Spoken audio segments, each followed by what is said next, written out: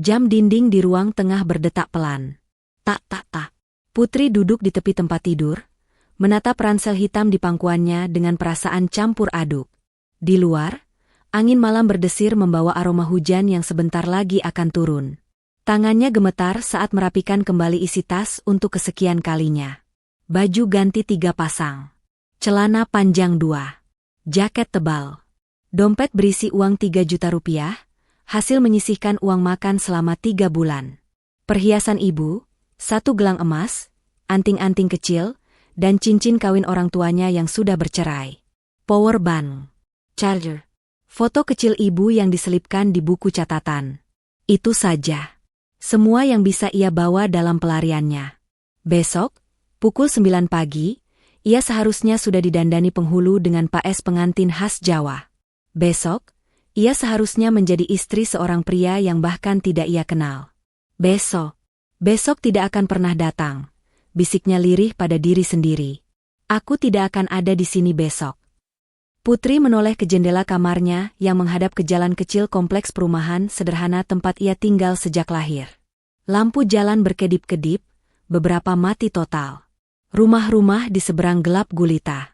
Hanya 1 atau 2 yang masih menampakkan cahaya temaram, mungkin pemiliknya belum tidur, atau mungkin juga sedang dilanda gelisah seperti dirinya. 23 tahun ia hidup di rumah ini. 23 tahun kenangan menempel di setiap sudut. Bekas coretan pensil di dinding kamar waktu SD, pohon mangga di belakang rumah yang ia tanam bersama ibu sebelum ibu sakit, suara ayah yang mengomel setiap kali telat bayar listrik. Dan sekarang, ia harus meninggalkan semuanya. Perih. Tapi tidak ada pilihan lain. Ponselnya menunjukkan pukul 2.15. 15 menit lagi, gumamnya. Jam 2:30 adalah waktu paling lengah. Ayah pasti sudah tidur nyenyak setelah semalam begadang mikirin utang. Bayangan ayah muncul di kepalanya. Bapak Sugeng, 62 tahun, rambut sudah memutih di usia yang belum terlalu tua. Dulu ayah pernah punya bengkel las yang ramai, tapi sejak krisis moneter, usahanya ambruk. Ibu sakit, biaya rumah sakit menggunung, dan ayah mulai berutang ke sana kemari. Rentenir adalah jalan pintas yang ternyata jadi jalan buntu. Bapak. Putri memejamkan mata. Maafkan Putri. Putri egois. Tapi Putri juga punya mimpi. Putri nggak bisa hidup dengan pria yang nggak Putri cintai. Air matanya jatuh. Ia ingat saat ayah pertama kali menyebut nama itu. Mas Agil. Kaya raya, RI. Punya perusahaan besar di Semarang. Rumahnya mewah, pegawainya banyak. Kamu nggak bakal susah lagi. Utang kita lunas semua. Ayah bicara dengan mata berbinar. Binar yang sudah lama padam sejak ibu tiada. Putri hanya diam. Hatinya berteriak, tapi mulutnya terkunci. Ayah sudah janji sama Om Dimas. Minggu depan lamaran. Ayah menepuk bahunya. Kamu beruntung, RI. Laki-laki normal mana yang mau menerima istri dari keluarga miskin seperti kita? Lagi pula, Mas Agil itu baik. Walaupun lumpuh, setidaknya dia bisa memberi hidup yang layak buat kamu. Lumpuh. 2 suku kata itu seperti duri di kepala Putri. Bukan karena ia kejam atau tidak punya empati. Tapi karena ia tidak pernah membayangkan pernikahannya akan seperti ini. Sejak kecil, Putri bermimpi menikah dengan lelaki yang ia cintai. Sederhana saja. Yang penting bisa bekerja sama, tertawa bersama, dan tidur malam dengan tenang di sampingnya. Bukan begini. Bukan dijodohkan dengan pria asing di kursi roda, dipertemukan hanya sekali saat lamaran, lalu langsung dinikahkan. Bukan seperti ini. Putri kembali membuka mata. Ia mengusap air matanya kasar. Sudah, jangan nangis. Harus tegas sekarang. Ia melirik tasnya sekali lagi. 3 juta rupiah. Berapa lama bisa bertahan di Surabaya? Mungkin 2 minggu, 3 minggu kalau irit. Setelah itu ia harus segera cari kerja. Ia punya ijazah SMA dan pengalaman jaga toko. Pasti ada yang mau menerima. Ia bisa mulai dari nol lagi. Di kota baru. Tanpa kenangan, tanpa utang, tanpa perjodohan paksa.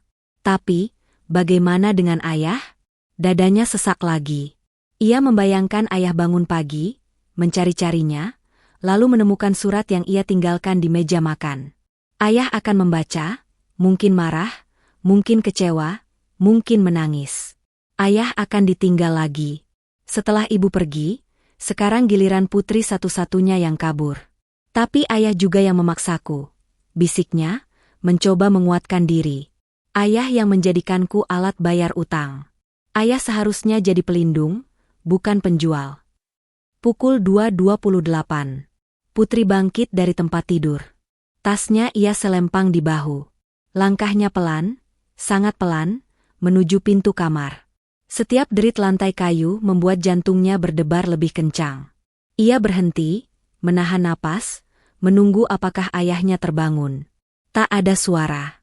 Hanya dengkur halus dari kamar ayah di ujung lorong. Putri melanjutkan langkah. Kakinya terasa ringan tapi berat. Ringan karena ini langkah menuju kebebasan. Berat karena ia meninggalkan satu-satunya keluarga yang tersisa. Lorong gelap itu seperti terowongan waktu. Putri melewati foto-foto keluarga di dinding yang hanya tampak samar-samar. Foto ibu saat masih muda, foto dirinya waktu kecil dengan seragam TK, foto kelulusan SMP. Semua akan ia tinggalkan. Sampai di ruang tengah, ia berhenti sejenak. Meja makan yang sama, tempat mereka bertiga dulu selalu sarapan bersama. Ibu membuat nasi goreng, ayah membuatkan teh manis, dan putri yang selalu terlambat siap-siap ke sekolah. Kini meja itu kosong. Hanya taplak lusuh dan vas bunga plastik yang sudah berdebu. Di atas meja, putri meletakkan amplop coklat. Isinya surat panjang untuk ayah. Ayah, maafkan putri. Putri tidak sanggup. Putri akan kabur malam ini. Jangan cari putri. Doakan putri selamat di perantauan. Semoga Allah mempertemukan kita di waktu yang lebih baik. Jaga kesehatan, Yah. Putri sayang ayah. Tangannya gemetar menekan amplop itu, seperti ingin memastikan suratnya tak terbang terbawa angin. Lalu ia berbalik menuju pintu depan. Gagang pintu terasa dingin di tangannya. Satu tarikan lagi, dan ia akan keluar. Satu langkah lagi, dan ia bebas. Putri menarik napas dalam-dalam. Ya Allah, lancarkan, bisiknya. Ia memutar gagang pintu. Dan pada detik itu juga. BRT.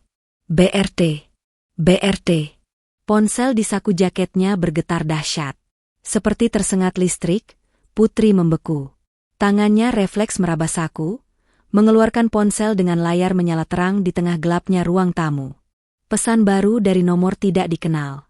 Jantung Putri berhenti berdetak, setidaknya untuk sesaat. Dengan jari gemetar, ia membuka notifikasi itu. Semburat biru dari layar ponsel menerangi wajahnya yang pucat pasi. Satu kalimat pendek terpampang di sana, membuat seluruh rencananya buyar seketika. Jangan kabur. Malam pertama akan kuberi rahasia besar. Udara di ruang tamu terasa berubah. Dingin menjalar di punggung Putri. Rambut halus di tengkuknya berdiri. Siapa ini? Bagaimana caranya? Apa dia bisa melihatku sekarang? Tanpa sadar, Putri menoleh ke sekeliling. Ruang tamu gelap. Tak ada siapa-siapa. Tapi ia merasa diawasi. Ponselnya bergetar lagi. Pesan kedua. Aku tahu kau di depan pintu. Kembalilah ke kamar. Akan kujelaskan semuanya besok. Percayalah, pernikahan ini bukan karena paksaan. Putri menggigit bibir bawahnya hingga hampir berdarah. Antara takut, bingung, dan marah bercampur jadi satu. Tangannya mengetik cepat. Siapa kau? Bagaimana kau tahu? Beberapa detik menegangkan. Lalu balasan masuk. Rudy. Asisten Mas Agil. Aku di luar rumah, Nona. Tolong jangan membuat keributan. Di luar rumah. Rudy di luar rumah. Putri menelan ludah. Ia melongo ke jendela kecil di samping pintu, mengintip lewat sela-sela gorden tipis. Di bawah lampu jalan yang temaram, tampak sesosok pria besar berdiri di seberang jalan. Pria itu mengenakan setelan rapi, tangannya memegang ponsel, dan matanya menatap lurus ke arah jendela tempat Putri mengintip. Mereka bertatapan meski jarak memisahkan. Putri tersentak mundur. Dadanya naik turun cepat. Napasnya memburu. Ya Allah, ya Allah. Gumamnya panik. Mereka tahu. Mereka tahu aku mau kabur. Mereka sudah jaga dari luar. Dari kapan? Sementara itu, ponselnya kembali bergetar. Pesan keempat dari Rudi. Mas Agil minta maaf harus mengirim saya menjaga Nona malam ini. Beliau tahu ini sulit. Tapi beliau berjanji, setelah akad, kalau Nona masih ingin pergi, tidak akan ditahan. Tolong percaya. Hanya 1 malam. Putri menatap layar itu lama. 1 malam. Hanya 1 malam. Tapi 1 malam itu akan mengubah segalanya. Setelah akad, ia akan terikat secara hukum. Setelah akad, ia resmi menjadi istri Mas Agil. Setelah akad, pintu keluar akan semakin sempit. Ia menatap pintu depan, lalu menoleh ke jendela, membayangkan Rudi yang masih setia berjaga di luar. Mungkin ada lebih dari 1 orang. Mungkin mereka sudah mengepung rumahnya. Mungkin. Putri menghela napas panjang. Panjang sekali, seperti menghembuskan seluruh sisa keberaniannya. Pelan-pelan, dengan langkah gontai, ia berbalik meninggalkan pintu depan. Amplop coklat di meja makan masih tergeletak. Ia mengambilnya, meremasnya sebentar, lalu menyelipkannya kembali ke dalam tas. Besok. Akan kulihat besok. Langkahnya kembali menuju kamar. Setiap jejak kaki terasa seperti mengakui kekalahan. Ia melepas ransel, melemparkannya ke sudut kamar, lalu merebahkan diri di tempat tidur dengan mata terbuka lebar.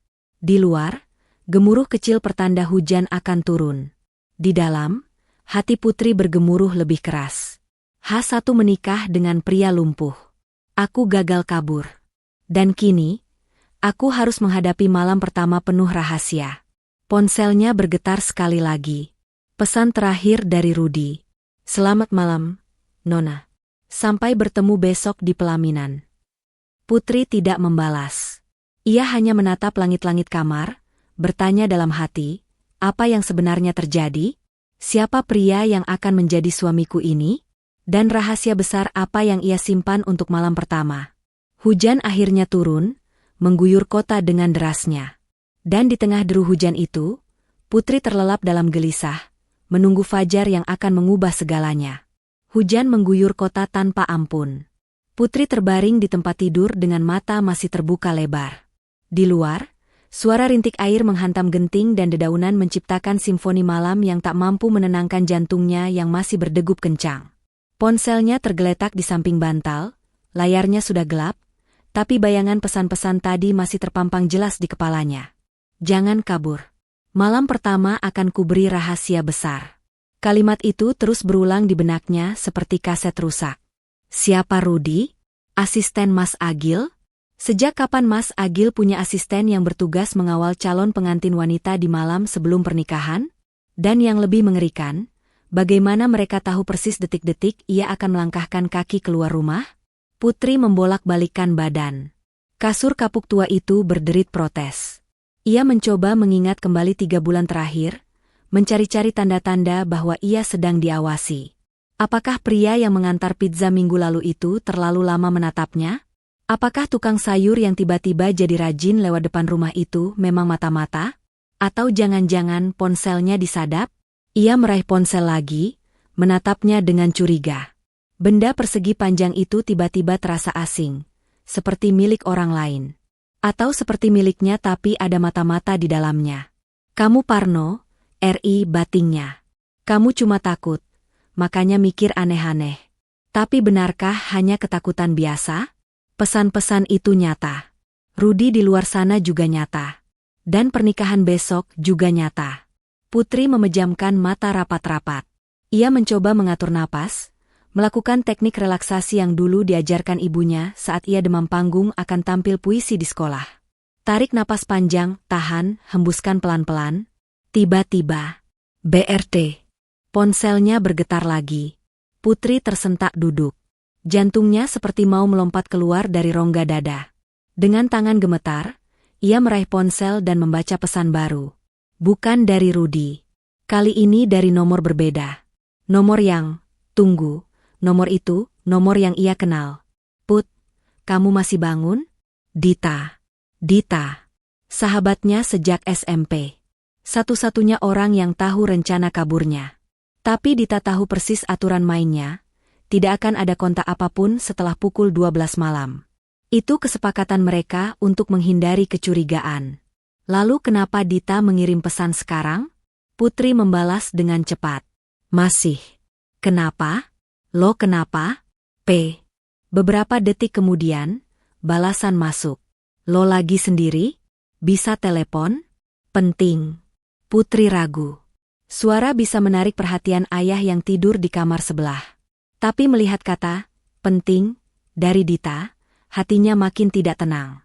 Ia bangkit dari tempat tidur, meraih jaketnya, dan berjingkat-jingkat menuju kamar mandi. Satu-satunya ruangan di rumah yang agak kedap suara. Setelah mengunci pintu kamar mandi dan memastikan air keran mengalir pelan sebagai penutup suara, Putri menekan tombol panggil untuk Dita. Halo? Suara Dita parau, seperti habis menangis atau kurang tidur. Halo, lo kenapa? Tea, bisik Putri. Ini jam 2:30 pagi, gila lo? Itu HP lo aman? Nggak disadap calon suami lo? Pertanyaan Dita langsung membuat bulu kuduk Putri merinding. Lo tahu sesuatu? Dita menarik napas panjang di seberang. Ri, gue baru pulang dari rumah Om Dimas. Lo tahu Om Dimas, yang jadi perantara pernikahan lo itu? Iya, kenapa? Gue nggak sengaja dengar percakapan dia sama seseorang tadi malam. Gue lagi nongkrong di warung depan rumahnya, nggak sengaja lihat Om Dimas duduk sama tamu di teras. Terasnya terbuka, jadi suara mereka kedengeran samar-samar. Putri mencengkeram ponsel lebih erat. Ngomongin apa? Om Dimas bilang gini, gue hafal persis.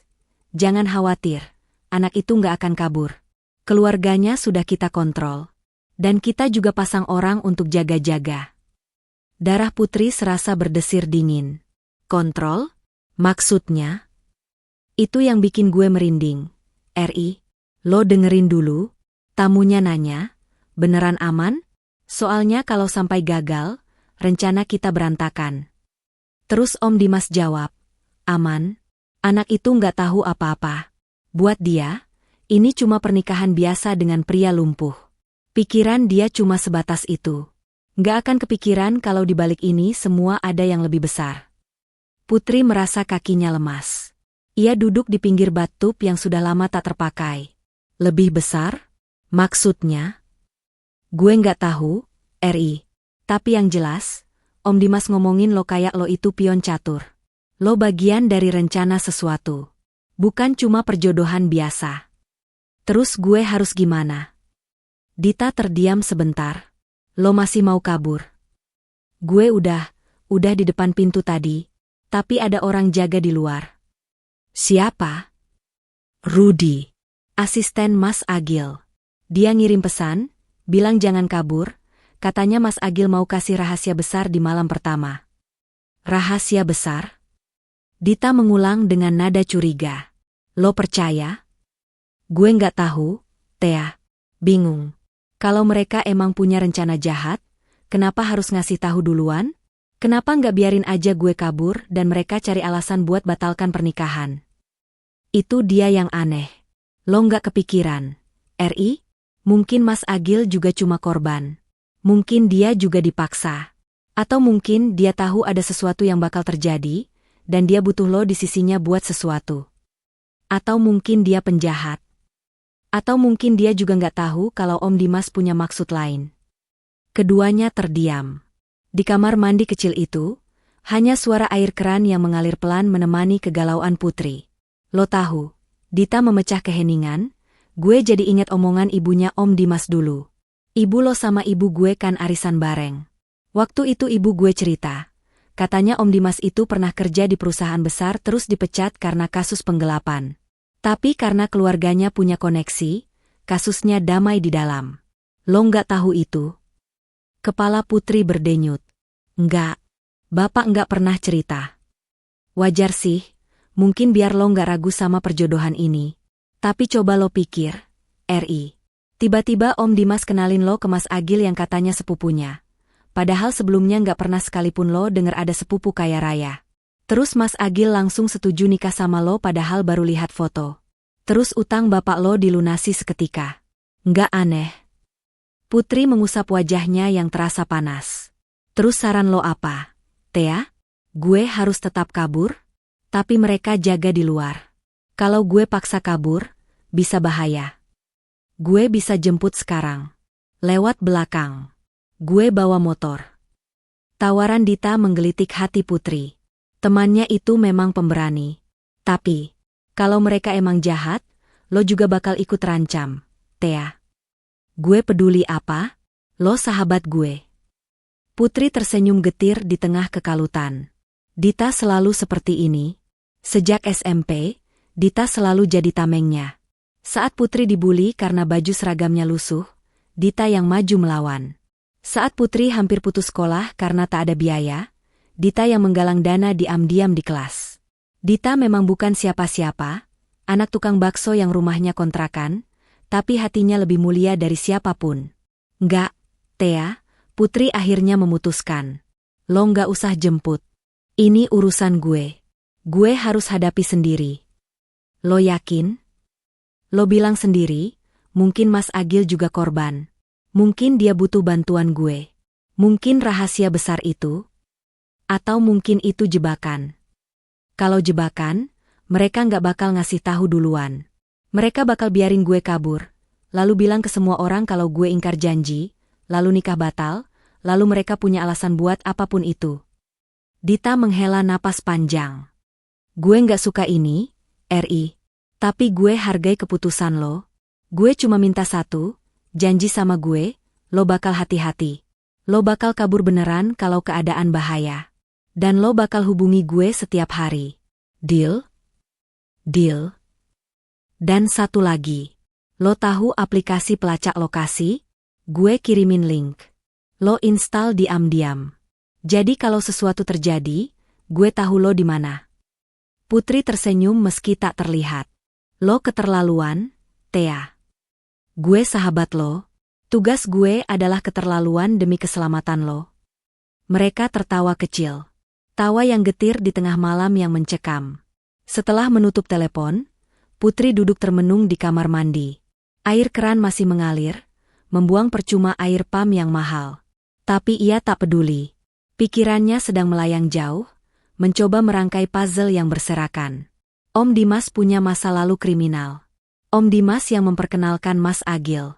Om Dimas yang bilang, ada yang lebih besar di balik pernikahan ini. Lalu siapa Mas Agil sebenarnya? Apakah dia tahu Om Dimas punya rencana lain? Atau jangan-jangan Mas Agil juga korban seperti dirinya? Dan rahasia besar itu, apa isinya? Putri berdiri, membasuh wajah dengan air dingin. Ia menatap cermin buram di depannya. Wajahnya pucat, lingkaran hitam di bawah mata makin jelas. Tapi di balik semua ketakutan, ada sesuatu yang muncul. Bukan keberanian, tapi rasa penasaran. Baik, Mas Agil. Akan kuhadapi pernikahan ini. Tapi ingat, aku bukan gadis bodoh yang bisa kau permainkan. Kalau ada satu saja gerak-gerik mencurigakan, aku akan kabur, dan kali ini tidak akan ada yang bisa menghentikanku. Putri keluar dari kamar mandi. Hujan di luar mulai reda. Ia kembali ke tempat tidur, merebahkan tubuh yang lelah, dan memejamkan mata. Ponselnya bergetar sekali lagi. Kali ini benar-benar dari nomor tak dikenal. Selamat tidur, calon istriku. Besok kita bertemu. Dan percayalah, kau tidak akan menyesal. Putri membaca pesan itu berulang-ulang. Entah mengapa, meski tak masuk akal, ia merasa sedikit tenang. Seperti ada jaminan bahwa ia tidak akan disakiti. Atau mungkin itu cara mereka menenangkan mangsanya, pikirnya sinis. Tapi ia terlalu lelah untuk berpikir lebih jauh. Malam masih panjang, dan fajar akan segera tiba. Fajar yang akan membawanya ke pelaminan, ke pria asing itu, dan ke rahasia besar yang dijanjikan. H1 menikah dengan pria lumpuh. Dan kini, aku memilih untuk tidak kabur. Semoga ini bukan keputusan terburuk dalam hidupku. Di luar rumah, di bawah pohon rindang yang basah oleh hujan, sesosok pria masih setia berjaga. Rudy menatap layar ponselnya, membaca laporan dari seseorang. Target sudah kembali ke kamar. Tidak jadi kabur. Rudy menghela napas lega. Lalu ia mengetik pesan singkat ke satu nomor. Aman, Mas. Putri memutuskan bertahan. Beberapa detik kemudian, balasan masuk. Hanya satu kalimat pendek. Syukurlah. Jaga dia baik-baik. Dia lebih penting dari yang kau kira. Rudy menyimpan ponsel, menyalakan mesin mobil hitam yang terparkir agak jauh, dan menunggu hingga fajar tiba. Di dalam mobil, ia mengawasi rumah kecil itu dengan pandangan waspada. Maaf, Nona Putri, harus terlibat dalam kekacauan ini. Tapi percayalah, Mas Agil punya alasan. Alasan yang bahkan mungkin akan membuatmu tersentuh. Dan malam pun berlalu, meninggalkan jejak basah hujan dan 1000 tanya yang belum terjawab. Matahari pagi menyelinap lewat sela-sela gorden tipis kamar Putri, membangunkan gadis itu dari tidurnya yang gelisah. Untuk sesaat, ia lupa di mana ia berada. Lalu ingatan itu kembali menghantamnya seperti gelombang pasang. Hari ini, pernikahan. Hari ini, Putri duduk perlahan, merasakan berat di sekujur tubuhnya seolah semalaman ia tidak tidur, melainkan bergulat dengan ribuan setan. Ponselnya menunjukkan pukul 6.30. 3,5 jam lagi, rombongan penghulu akan tiba. Ia melirik ransel hitam di sudut kamar, ransel yang semalam nyaris membawanya kabur ke Surabaya. Kini tas itu hanya teronggok tak berguna, seperti mimpi-mimpi yang kandas sebelum sempat terbang. Dari luar kamar, terdengar suara ayahnya yang sudah bangun. Ada aroma makanan, ayah sedang memasak, ayahnya jarang sekali masuk dapur. Biasanya ia hanya bisa menggoreng telur dan membuat mie instan. Putri memaksakan diri bangkit. Ia membuka pintu kamar dan mencium bau nasi goreng yang menggoda. Di dapur kecil, ayahnya sibuk mengaduk wajan dengan celemek lusuh terikat di pinggang. Bangun, Ri, sapa ayah dengan senyum lebar. Senyum yang sudah lama tak Putri lihat. Ayah buatin sarapan. Nasi goreng spesial. Biar kamu kuat nanti jalani prosesi. Putri mematung di ambang pintu dapur. Melihat ayahnya bersemangat seperti ini justru membuat hatinya perih. Ayah tidak tahu bahwa semalam Putri hampir kabur. Ayah tidak tahu bahwa Putri menjalani hari ini dengan setengah paksa. Ayah hanya tahu utangnya lunas dan putrinya akan hidup berkecukupan. Makasih, Yah, ucap Putri lirih. Mereka sarapan bersama di meja makan yang sama. Sunyi, tapi tidak canggung. Hanya sesekali ayah melontarkan canda kecil yang membuat Putri tersenyum getir. Di sela-sela suapan, Putri mengamati ayahnya lebih saksama. Rambutnya makin putih. Kerutan di wajahnya makin dalam. Tangannya yang dulu kuat memegang besi las kini, sedikit gemetar saat menyendok nasi. Ayah sudah tua, batin Putri. Dan aku akan meninggalkannya hari ini. Bukan untuk kabur, tapi untuk menikah. Untuk pindah ke rumah orang lain. Selesai sarapan, bel rumah berbunyi. Seorang wanita parubaya dengan dandanan rapi dan peralatan lengkap berdiri di depan pintu. Ia tersenyum lebar. Selamat pagi, Mbak Putri. Saya Yuni, perias pengantin yang dikirim keluarga Mas Agil. Waktunya bersolek, cantik. Putri mengangguk kaku.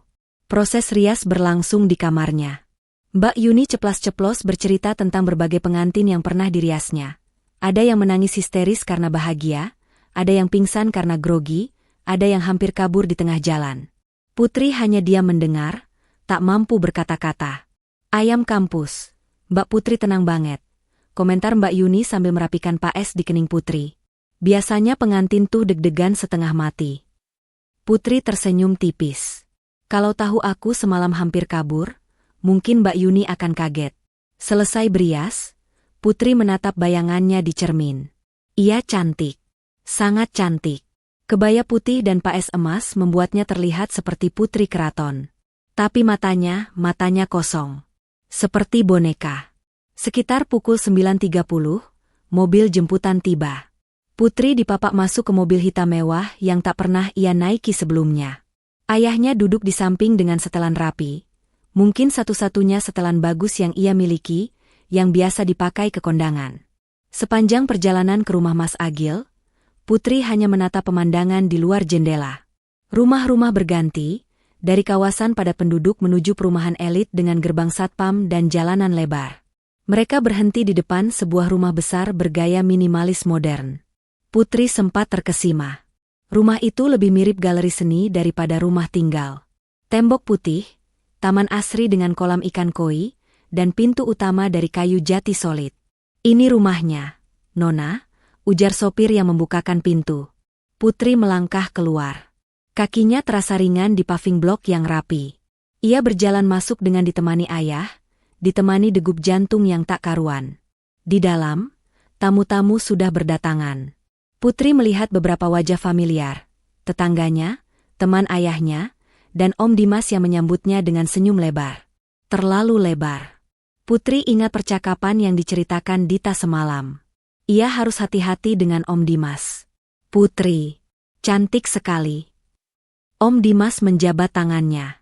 "Mas Agil sudah siap di ruang akad. Ayo." Putri berjalan melewati lorong rumah itu. Matanya mengamati setiap detail. Lukisan mahal di dinding, vas bunga antik di sudut ruangan, dan beberapa foto Mas Agil yang terpajang. Di semua foto, Mas Agil duduk di kursi roda. Ada yang di taman, di kantor, di ruang keluarga. Tapi sorot matanya selalu sama. Tenang, tajam, seolah sedang menghitung sesuatu. Mereka tiba di ruang akad yang sudah ditata indah dengan hiasan bunga melati dan mawar. Para tamu duduk rapi di kursi-kursi berlapis kain putih. Di depan, seorang penghulu dengan peci hitam sudah siap dengan dokumen pernikahan. Dan di samping penghulu, duduk di kursi roda, Mas Agil. Untuk pertama kalinya Putri melihatnya dari dekat dalam balutan jas pengantin. Pria itu tampan. Sangat tampan. Kulit sawo matang, rahang tegas, hidung mancung, dan mata dalam yang sulit diartikan. Ketika mata mereka bertemu, Mas Agil tersenyum tipis. Senyum yang sama dengan foto-fotonya. Putri membalas dengan anggukan kaku. Ia duduk di kursi yang disediakan di hadapan penghulu. Prosesi akad dimulai. Penghulu membacakan khutbah nikah, lalu bertanya kepada wali, ayah Putri, apakah setuju menikahkan putrinya dengan Mas Agil? "Saya setuju," jawab ayah dengan suara bergetar. Kemudian giliran Mas Agil. Penghulu membacakan ijab kabul. "Mas Agil bin almarhum Haji Samsul Arifin, saya nikahkan dan saya kawinkan Anda dengan Putri binti Sugeng dengan mas kawin berupa seperangkat alat sholat, emas 50 gram, dan uang tunai 100 juta rupiah, dibayar tunai." Mas Agil menatap Putri. Sekejap, tatapan itu terasa berbeda. Seperti ada pesan di dalamnya. Lalu ia mengucapkan kalimat sakral itu dengan suara lantang dan jelas. "Saya terima nikah dan kawinnya Putri binti Sugeng dengan mas kawin tersebut, dibayar tunai." Sah. Penghulu mengumumkan bahwa mereka resmi menjadi suami istri. Tamu-tamu bertepuk tangan. Ayah Putri menangis haru. Om Dimas tersenyum puas. Tapi Putri hanya duduk diam, seperti patung. Di dalam hatinya, ada yang berteriak, ada yang menangis, ada yang marah. Tapi semua ia pendam rapat-rapat. Usai akad, acara dilanjutkan dengan resepsi sederhana. Putri dan Mas Agil duduk di pelaminan, menerima ucapan selamat dari para tamu satu persatu. Mas Agil tampak ramah, tersenyum, sesekali menggenggam tangan Putri dengan lembut. Hangat, seperti suami sungguhan. Tapi Putri tahu itu semua palsu. Atau setidaknya, ia merasa itu palsu. Di sela-sela tamu yang datang, Putri melihat Om Dimas mengobrol dengan seseorang di pojok ruangan. Wajah mereka serius. Om Dimas sesekali melirik ke arah pelaminan. Putri pura-pura tidak melihat, tapi hatinya mencatat semuanya. Menjelang sore, para tamu mulai berdatangan. Rumah besar itu kembali sepi. Hanya tinggal beberapa orang keluarga dekat yang membantu membersihkan. Rudi, asisten Mas Agil, muncul di samping Putri. "Nona Putri, Mas Agil minta Nona istirahat dulu di kamar pengantin. Nanti malam beliau akan menemui Nona." Malam pertama. Rahasia besar. Putri mengangguk. Ia dipandu seorang asisten rumah tangga menuju kamar utama di lantai 2. Kamar itu luas, jauh lebih besar dari seluruh rumahnya. Ada ranjang ukuran king dengan spray putih bersih, lemari besar dari kayu jati, meja rias dengan lampu temaram, dan kamar mandi dalam dengan bathtub marmer. Seorang pembantu membawakan makan malam. "Silakan dimakan dulu, Nona. Pasti capek seharian." Putri makan sendirian di kamar mewah itu. Makanan lezat, sop buntut, nasi gurih, dan es buah segar, terasa hambar di lidahnya. Pikirannya melayang pada malam yang akan datang. Setelah makan, Putri duduk di tepi ranjang. Ponselnya bergetar. Pesan dari Dita. Gimana, RI? Udah sah? Putri membalas. Udah. Sekarang di kamar pengantin. Nunggu malam. Siap-siap. Lo ingat janji lo? Kabur kalau bahaya. Gue standby. Putri tersenyum kecil. Sahabat sejati memang tak pernah tidur. Waktu berjalan lambat. Putri sempat tertidur sebentar karena lelah, lalu terbangun oleh suara pintu kamar yang dibuka. Seorang pria masuk. Rudi mendorong kursi roda Mas Agil ke dalam kamar, lalu mundur dan menutup pintu. Mereka berdua. Sepasang suami istri yang baru saja menikah. Mas Agil tersenyum. Bukan senyum formal seperti di pelaminan. Tapi senyum yang lebih manusiawi. Lebih hangat. Tapi matanya tetap tajam. Penuh arti. Putri, sapanya lembut. Akhirnya kita berdua. Putri tidak menjawab. Ia hanya menatap, menunggu.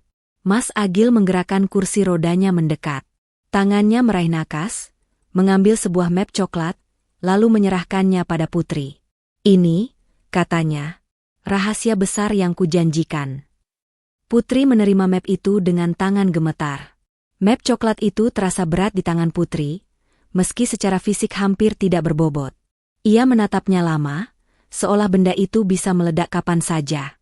Mas Agil diam saja di kursi rodanya, menunggu dengan sabar. Cahaya lampu kamar yang temaram menciptakan bayangan lembut di wajahnya. Bukalah, ujar Mas Agil pelan, tidak akan menggigit. Putri menelan ludah. Jari-jarinya yang gemetar membuka map itu. Isinya, berkas-berkas medis, foto ronggen tulang belakang, dan surat keterangan dokter dengan kop rumah sakit ternama di Semarang. Matanya menyapu baris demi baris, mencerna istilah-istilah medis yang asing di telinganya. Lalu matanya terhenti pada satu kalimat yang ditulis dengan huruf tebal. Tidak ditemukan kelainan permanen pada tulang belakang pasien. Diduga kuat kelumpuhan bersifat psikosomatis. Putri mengerjap. Membaca ulang. Masih sama. Ia mengangkat wajah, menatap Mas Agil dengan pandangan kosong bercampur tidak percaya. Psikosomatis? Maksudnya? Mas Agil tersenyum. Senyum yang berbeda. Bukan senyum formal resepsi tadi, tapi senyum yang lebih dalam. Lebih manusiawi. Lebih lah. Itu bahasa medis yang halus untuk bilang, aku pura-pura lumpuh, Putri. Selama 3 tahun terakhir, aku berpura-pura tidak bisa berjalan. Dunia serasa berhenti berputar. Putri merasakan kepalanya pusing, seperti baru saja diayun terlalu kencang. Ia meletakkan map di pangkuannya, mencerna kata-kata yang baru saja didengar. Pura-pura lumpuh. 3 tahun. Pria di depannya ini, suaminya yang sah, adalah aktor ulung yang menipu seluruh dunia. Tapi kenapa? Putri akhirnya menemukan suaranya. Untuk apa pura-pura lumpuh selama 3 tahun? Apa yang kau cari? Mas Agil menghela napas panjang. Ia menggerakkan kursi rodanya sedikit mendekat, lalu menatap Putri lekat-lekat. Matanya yang tajam kini tampak berbeda. Ada luka di sana, ada beban yang tak terlihat. Kau duduk dulu, katanya lembut. Ceritanya panjang. Putri menurut. Ia duduk di tepi ranjang, masih dengan map di pangkuannya. Mas Agil memulai ceritanya dengan suara rendah. 3 tahun lalu, aku adalah direktur utama di perusahaan keluarga. Perusahaan konstruksi terbesar di Jawa Tengah. Proyek di mana-mana, karyawan ribuan, omzet miliaran. Hidupku seperti mimpi. Aku muda, kaya, dan punya segalanya. Ia berhenti sejenak, menelan ludah. Sampai suatu malam, aku hampir mati. Putri menegakkan badan. Dibunuh? Bukan hampir dibunuh. Aku tahu mereka akan membunuhku. Suara Mas Agil bergetar sedikit. Aku menemukan bukti penggelapan besar-besaran di perusahaanku. Bukti bahwa orang-orang terdekatku, termasuk sepupuku sendiri, Dimas, sedang menguras perusahaan sedikit demi sedikit. Aku konfrontasi mereka secara diam-diam. Dan mereka tahu. Mereka tahu aku tahu. Om Dimas? Putri hampir berteriak. Om Dimas yang memperkenalkan kita? Mas Agil mengangguk pelan. Dia bagian dari mereka. Orang kepercayaanku, keluarga sendiri, tapi diam-diam menusuk dari belakang. Setelah aku menemukan bukti itu, aku sadar, aku tidak punya banyak waktu. Mereka akan menyingkirkanku. Entah dibunuh, atau dibuat kecelakaan, atau dihabisi dengan cara apapun. Lanjut Mas Agil, maka aku melakukan satu-satunya hal yang bisa kulakukan. Aku menghilang secara sosial. Aku pura-pura mengalami kecelakaan mobil. Katanya, tulang belakangku cedera parah. Aku lumpuh total. Dokterku sudah diatur, berita sudah disebar. Dan seluruh dunia percaya. Putri menggeleng-geleng kepala. Tapi bagaimana dengan perusahaan? Dengan proyek-proyek itu? Perusahaan tetap berjalan. Aku masih memegang kendali, tapi dari balik layar. Dari rumah ini, dari ruang rahasia di bawah kita. Selama mereka mengira aku lumpuh dan tidak berdaya, mereka lengah. Mereka pikir aku sudah tamat. Mereka berani bergerak lebih bebas. Dan dalam kelengahan itulah aku mengumpulkan bukti, menyusun strategi, dan menunggu waktu yang tepat untuk menghancurkan mereka. Putri diam mencerna. Otaknya bekerja keras menyusun puzzle yang berserakan. Lalu satu pertanyaan besar muncul. Lalu, apa hubungannya dengan pernikahan ini? Dengan aku? Mas Agil menatapnya lama. Sorot matanya berubah. Lebih hangat, tapi juga lebih kompleks.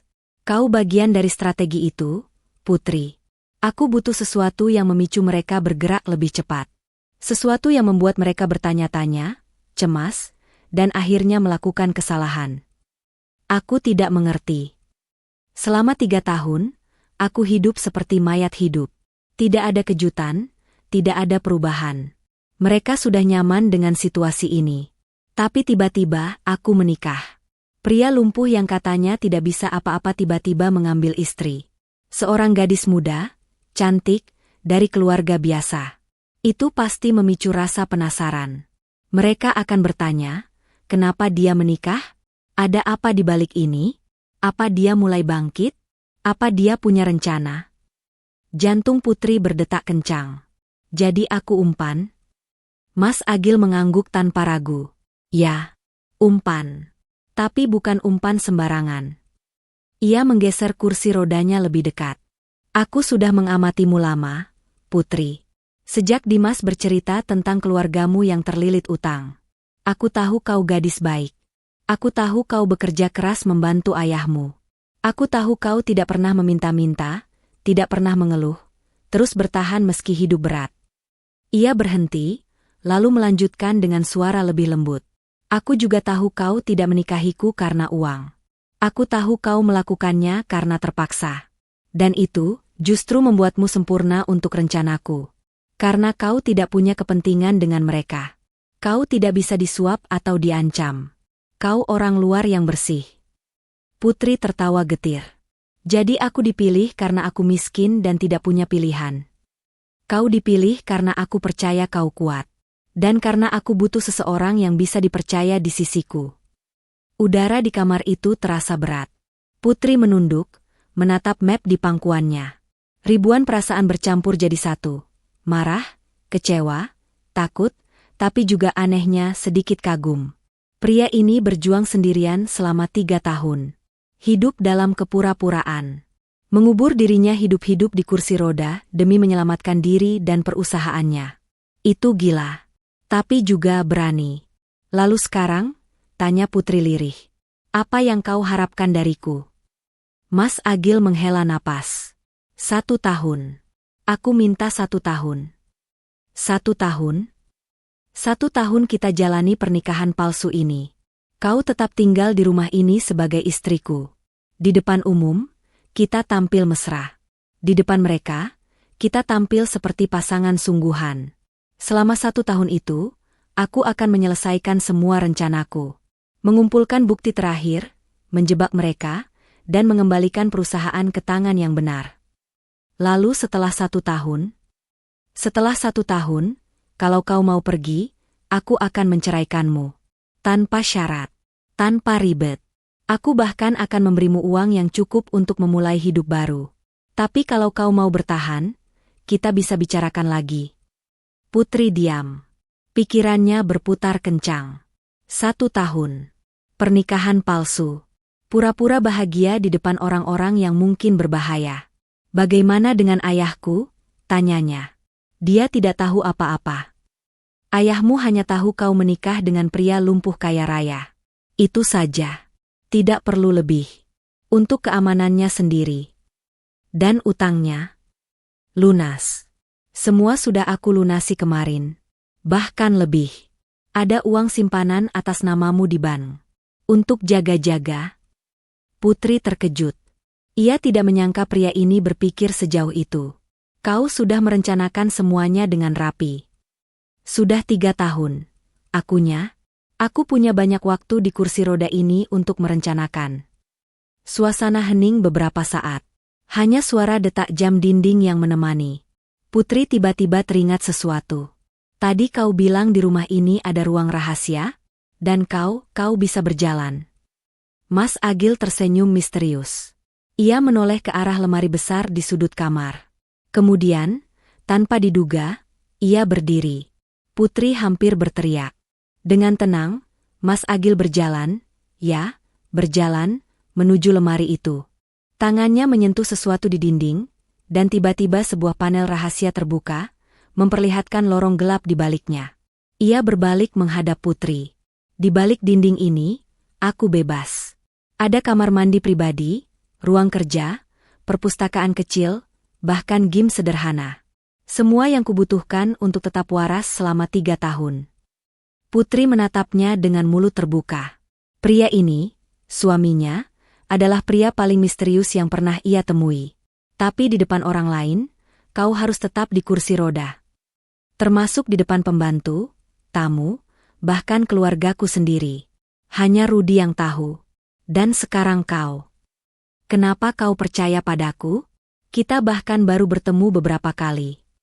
Mas Agil berjalan mendekat, lalu duduk di ujung ranjang, tidak jauh dari Putri. Untuk pertama kalinya, mereka duduk sejajar. Tanpa kursi roda. Tanpa jarak. Karena aku tidak punya pilihan lain. Jawabnya jujur. Dan karena instingku bilang kau bisa dipercaya. Aku belajar membaca orang selama 3 tahun di kursi roda ini, Putri. Orang-orang mengira aku tidak melihat apa-apa, padahal aku melihat segalanya. Dan aku tahu, kau berbeda. Putri menunduk. Hatinya berkecamuk. Di satu sisi, ia ingin marah. Ia ingin kabur dari semua kekacauan ini. Tapi di sisi lain, ada rasa penasaran. Ada rasa kagum. Ada rasa entah apa. Jadi, suaranya hampir berbisik, bagaimana dengan malam pertama ini? Mas Agil tersenyum tipis. Malam pertama ini hanya akan kita isi dengan pembicaraan. Aku tidur di sofa. Kau di ranjang. Tapi mulai besok, kita harus tampil sebagai pasangan yang mesra. Saling menggenggam tangan, bercanda kecil, semua panggung yang mereka harapkan dari pengantin baru. Kau benar-benar sudah memikirkan semuanya. Sudah 3 tahun. Ia mengulang kalimatnya. Putri menghela napas panjang. Ia menatap Mas Agil, pria tampan dengan rahasia sebesar rumah ini. Lalu perlahan, ia mengangguk. Aku akan coba. 1 tahun. Tapi aku mau janji. Apa? Kalau sewaktu-waktu aku merasa tidak aman, aku berhak pergi. Kapan saja. Tanpa syarat. Mas Agil mengangguk mantap. Setuju. Bahkan tanpa perlu alasan. Kau bebas. Putri menatapnya. Dan satu lagi. Apa? Ceritakan semuanya. Semua rencanamu. Aku tidak mau jadi pion buta. Aku harus tahu apa yang sedang terjadi. Mas Agil tersenyum. Kali ini senyumnya tulus. Itu permintaan yang adil. Besok pagi, setelah semua orang pergi, akan kutunjukkan semuanya. Ruang rahasia, bukti-bukti, rencana selanjutnya. Kau berhak tahu. Mereka berdua terdiam. Malam pertama yang tak terduga ini ternyata tidak seperti bayangan Putri sama sekali. Tidak ada ketakutan. Tidak ada paksaan. Yang ada justru pengakuan, kejujuran, dan awal dari sesuatu yang belum ia pahami. Pukul 23.30.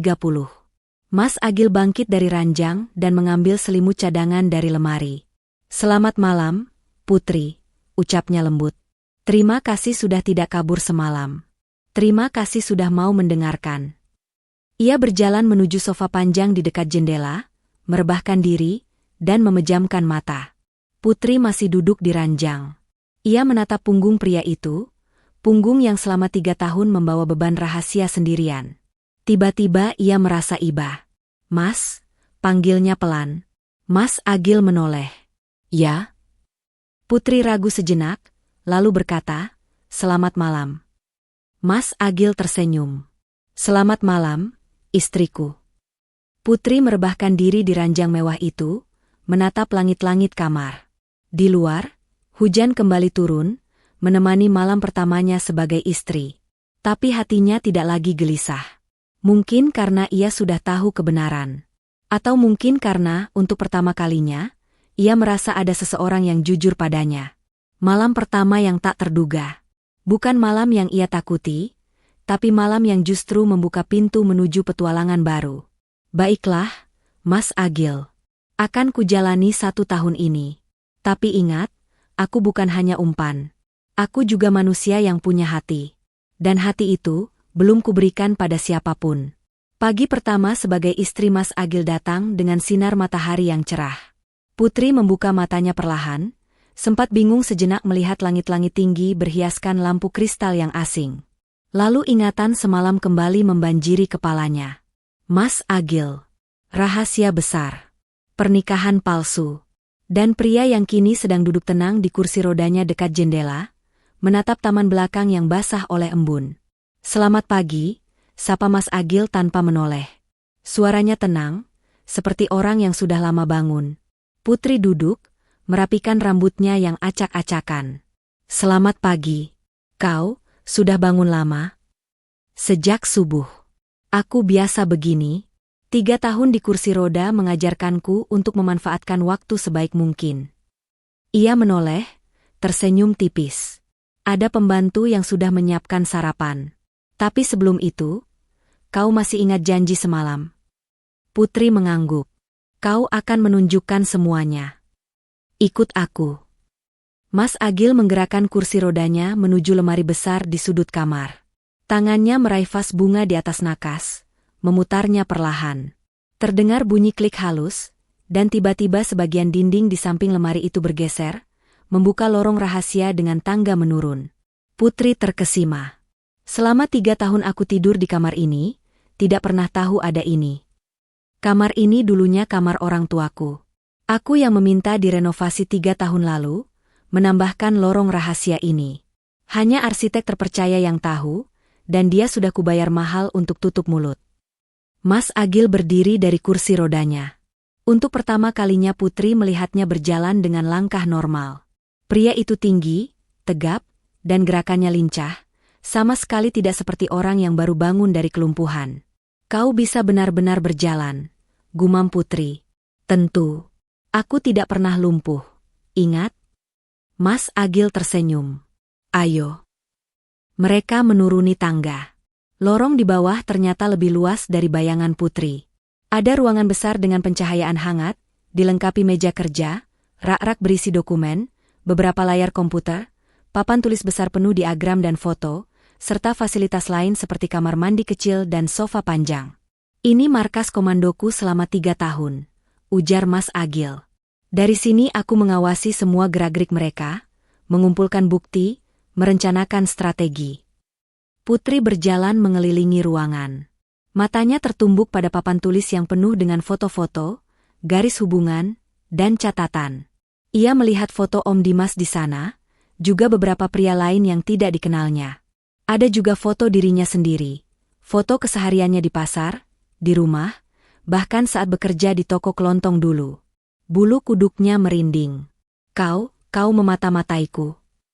"Bukan memata-matai. Mengamati." Mas Agil mendekat. Aku harus memastikan orang yang akan menjadi istriku benar-benar bersih. Maaf jika terasa mengganggu. Putri menghela napas. Lalu sekarang, kau bilang akan menjelaskan semuanya. Jadi jelaskan. Mas Agil menunjuk ke papan tulis. Ini Dimas, sepupuku sekaligus pengkhianat utama. Awalnya aku percaya penuh padanya. Dia yang kupercaya mengelola keuangan saat aku sakit. Tapi ternyata, dia diam-diam mengalihkan dana perusahaan ke rekening-rekening palsu, bekerja sama dengan beberapa pihak di luar. Ia menunjuk foto lain. Ini Hartono, mantan direktur keuangan yang dipecat ayahku dulu. Dia sekarang jadi konsultan gelap Dimas. Dan ini, Mas Agil menunjuk foto seorang pria tua berwajah keras. Ini Tommy, rentenir besar di Semarang. Dialah yang membiayai operasi mereka dengan uang haram. Putri menelan ludah. Rentenir? Ya, mereka tidak hanya menguras perusahaan, tapi juga mencuci uang melalui bisnis ilegal. Dan kau tahu bagian terburuknya? Mereka menggunakan perusahaan keluargaku sebagai kedok. Putri duduk di sofa, mencerna informasi yang bertubi-tubi datang. Terus, di mana peranku dalam semua ini? Mas Agil duduk di hadapannya. Seperti kukatakan semalam, kau adalah pemicu. Dengan menikahimu, aku menciptakan kejutan dalam rutinitas mereka. Mereka pasti curiga. Mereka pasti bergerak. Dan saat mereka bergerak, mereka akan membuat kesalahan. Kau yakin? Sudah terbukti. Semalam, setelah resepsi, Dimas langsung mengadakan pertemuan rahasia di rumahnya. Rudi merekam percakapan mereka. Mas Agil menekan tombol di laptopnya. Suara rekaman memenuhi ruangan. Om, ini nggak beres. Mas Agil tiba-tiba nikah. Apa maksudnya? Sabar. Mungkin cari perawat atau apa. Dia kan lumpuh, butuh orang yang jagain 24 jam. Tapi kenapa harus nikah? Kenapa nggak sewa suster? Aku juga bingung. Tapi kita harus waspada. Jangan sampai dia tahu gerak-gerik kita. Mending kita selesaikan sekarang, Om. Daripada nanti susah. Jangan gegabah. Kita pantau dulu. Aku sudah taruh orang di rumahnya. Rekaman berhenti. Putri merasakan dadanya sesak. Mereka mau mencelakai kita. Bukan kita. Aku. Mas Agil tenang. Kau aman. Mereka pikir kau cuma istri polos yang gak tahu apa-apa. Justru itu kelebihanmu, mereka tidak akan curiga padamu. Tapi mereka bilang ada orang di rumah ini. Mata-mata. Mas Agil tersenyum tipis. Aku tahu. Sudah kuidentifikasi. Tukang kebun baru yang mulai bekerja seminggu lalu. Dia laporan ke Dimas setiap malam. Putri merinding. Selama ini ia tidur di rumah yang sama dengan mata-mata. Lalu kita diamkan saja? Untuk sekarang, ya, biarkan mereka merasa aman. Semakin aman mereka, semakin ceroboh. Putri menghela napas panjang. Ini gila. Hidupku jadi seperti film detektif. Maaf kau harus terlibat. Tapi percayalah, aku akan menjaga keselamatanmu. Putri menatap pria di hadapannya. Ada keyakinan di matanya, tapi juga ada kelelahan. 3 tahun hidup dalam kepura-puraan pasti sangat melelahkan. Ada yang mau kutanyakan, ujar Putri tiba-tiba. Apa? Kau bilang ini semua untuk perusahaan, untuk mengungkap pengkhianat. Tapi setelah itu, setelah semua selesai, apa yang kau inginkan? Mas Agil terdiam. Matanya menerawang. Aku tidak tahu, jawabnya jujur. 3 tahun aku hanya fokus pada satu tujuan, bertahan dan membalikkan keadaan. Aku tidak pernah berpikir tentang setelahnya. Mungkin memulai hidup baru. Menjadi orang normal. Berhenti berpura-pura. Menikah sungguhan? Tanya Putri tanpa sengaja. Begitu kata-kata itu keluar, ia menyesal. Tapi Mas Agil hanya tersenyum. Mungkin. Tapi itu tergantung. Banyak hal yang harus dibenahi dulu. Suasana hening beberapa saat. Putri merasa ada yang berbeda. Ada keintiman yang aneh di ruang rahasia ini, di antara dinding-dinding penuh dokumen dan rencana. Baiklah, Putri memecah keheningan. Aku sudah lihat semuanya. Lalu apa tugasku sekarang? Mas Agil bangkit, berjalan menuju lemari arsip. Ia mengambil sebuah map tipis dan menyerahkannya pada Putri. Ini profil semua orang yang terlibat. Hafalkan. Mulai dari Dimas, Hartono, Tommy, sampai para anak buahnya. Kau harus tahu siapa musuh kita. Putri menerima map itu. Berat, tapi ia sanggup. Lalu, kau juga harus belajar.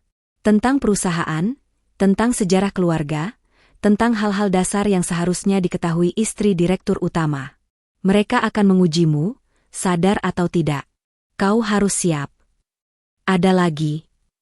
Mas Agil tersenyum. Untuk hari ini, cukup. Nikmati sarapan.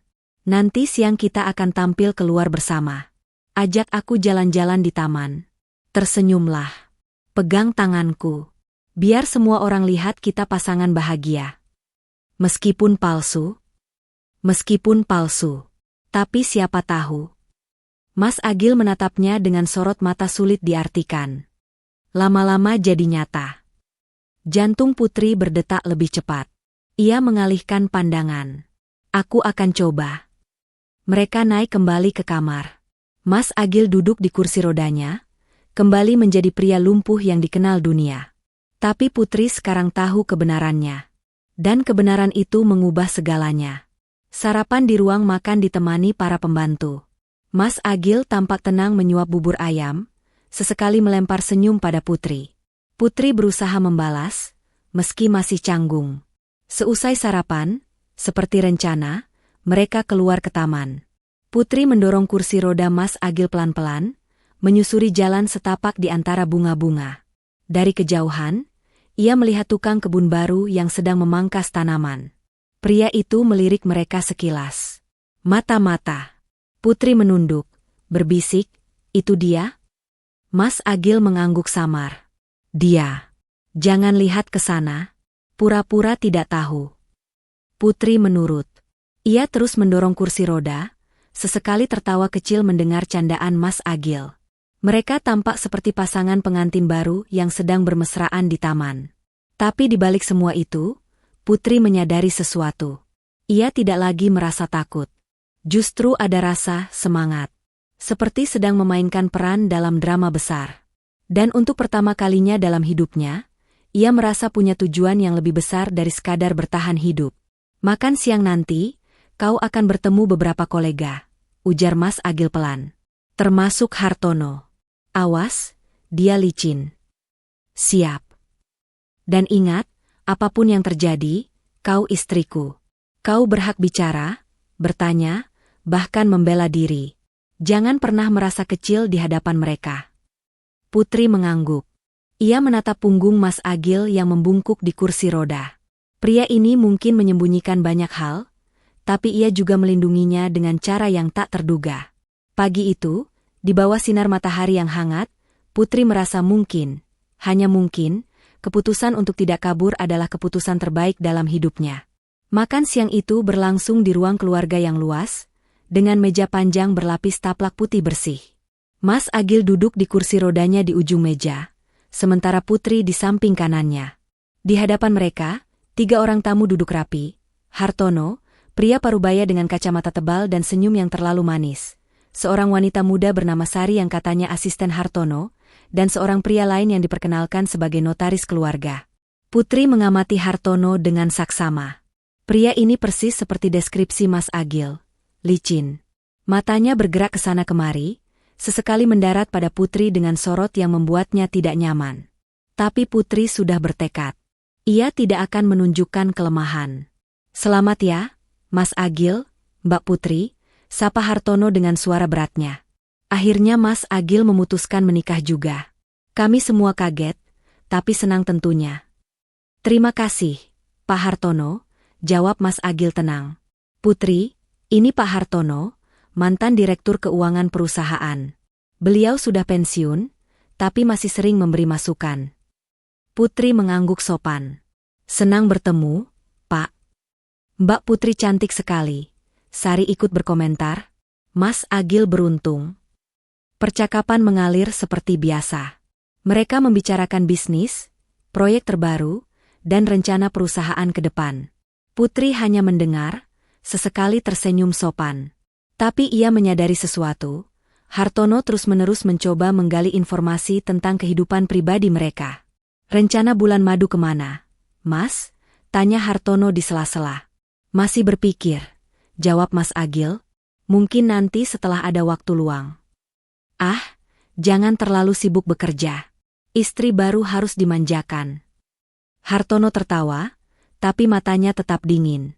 Om Dimas bilang, Mbak Putri ini dari keluarga sederhana ya? Orang tuanya kerja apa? Pertanyaan itu seperti sengatan.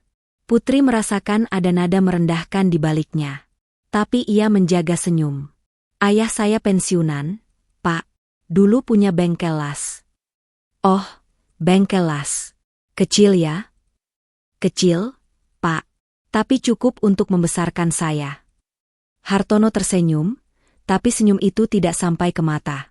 Bagus, bagus. Berarti Mbak Putri tahu arti perjuangan. Cocok jadi pendamping Mas Agil. Putri hanya mengangguk.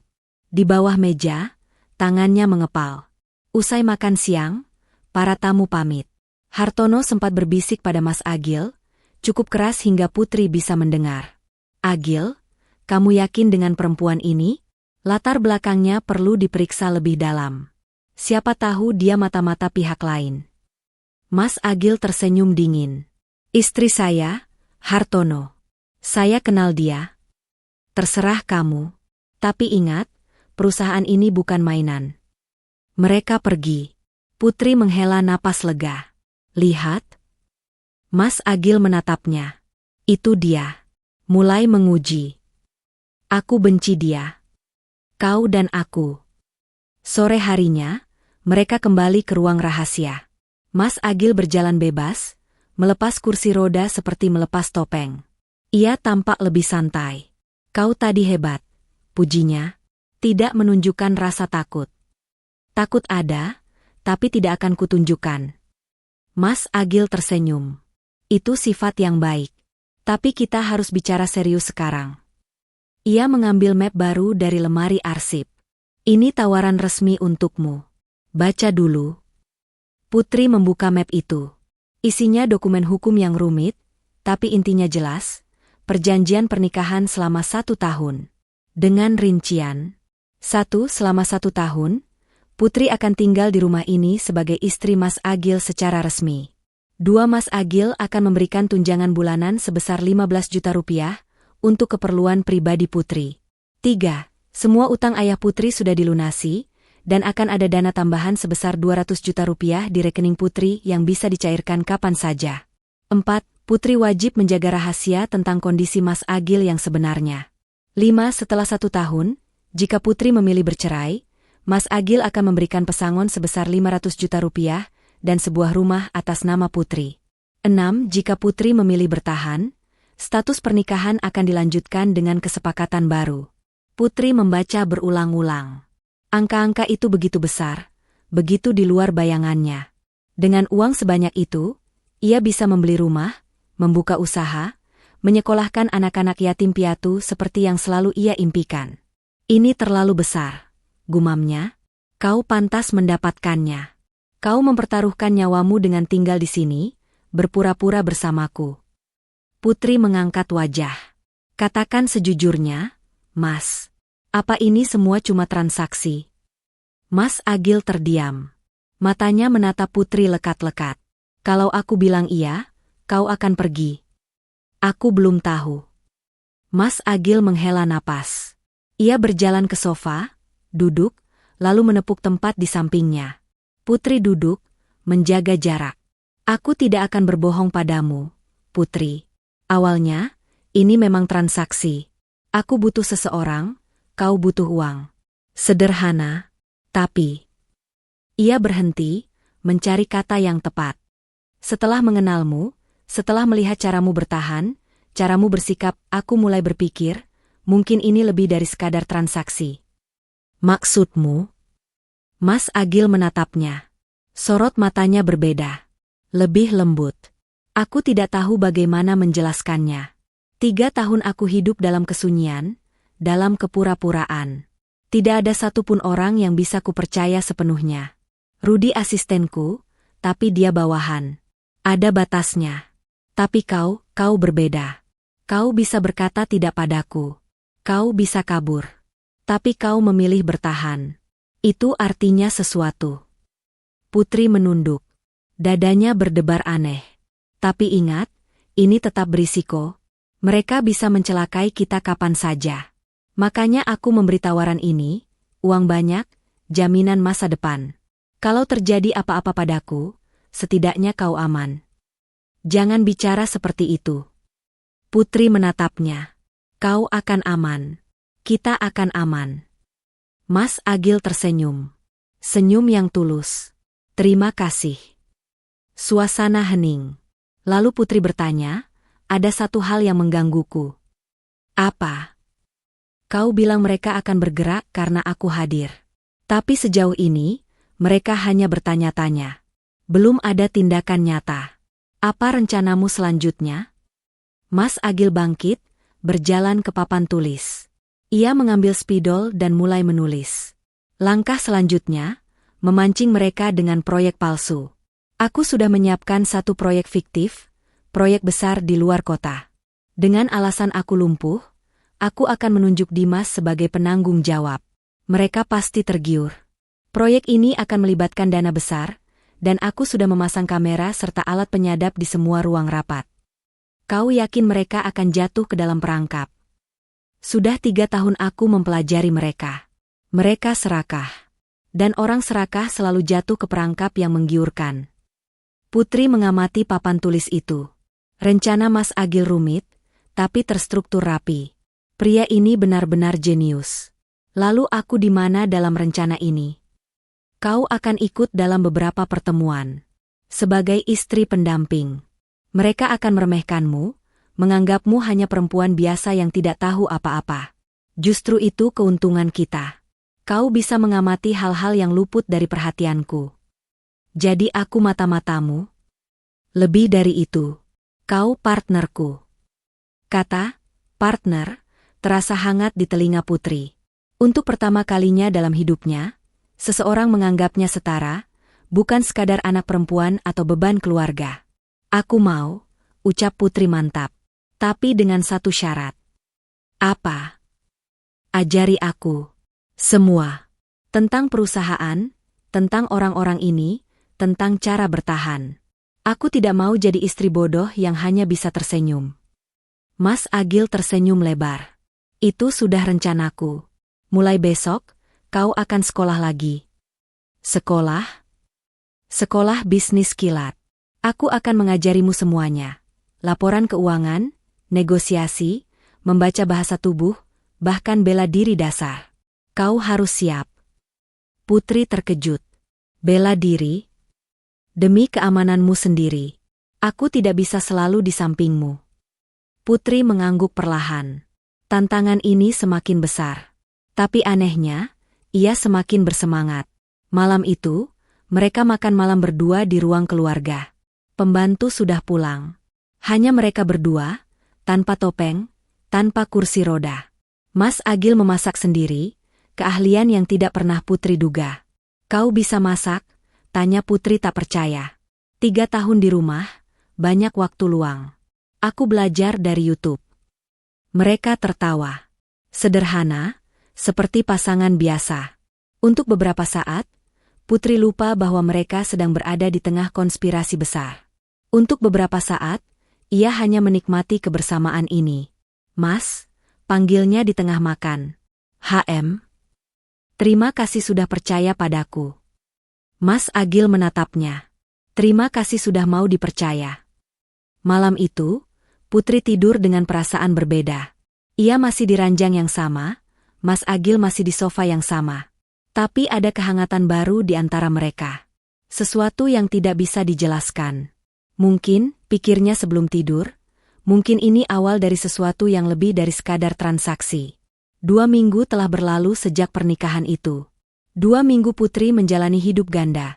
Di permukaan sebagai istri muda yang manis dan penurut, di balik layar sebagai murid sekaligus partner dalam rencana besar Mas Agil.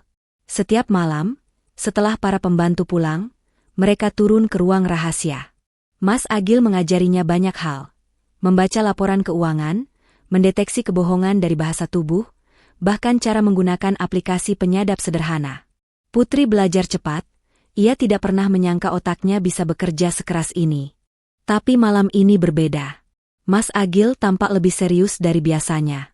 Malam ini aku akan menunjukkan sesuatu yang belum pernah kulihat pada siapapun, ujarnya saat mereka berada di ruang rahasia. Kau siap? Putri mengangguk, meski penasaran. Mas Agil berjalan ke sudut ruangan, membuka lemari besi yang selama ini selalu terkunci. Dari dalam, ia mengeluarkan sebuah kotak kayu tua berukir.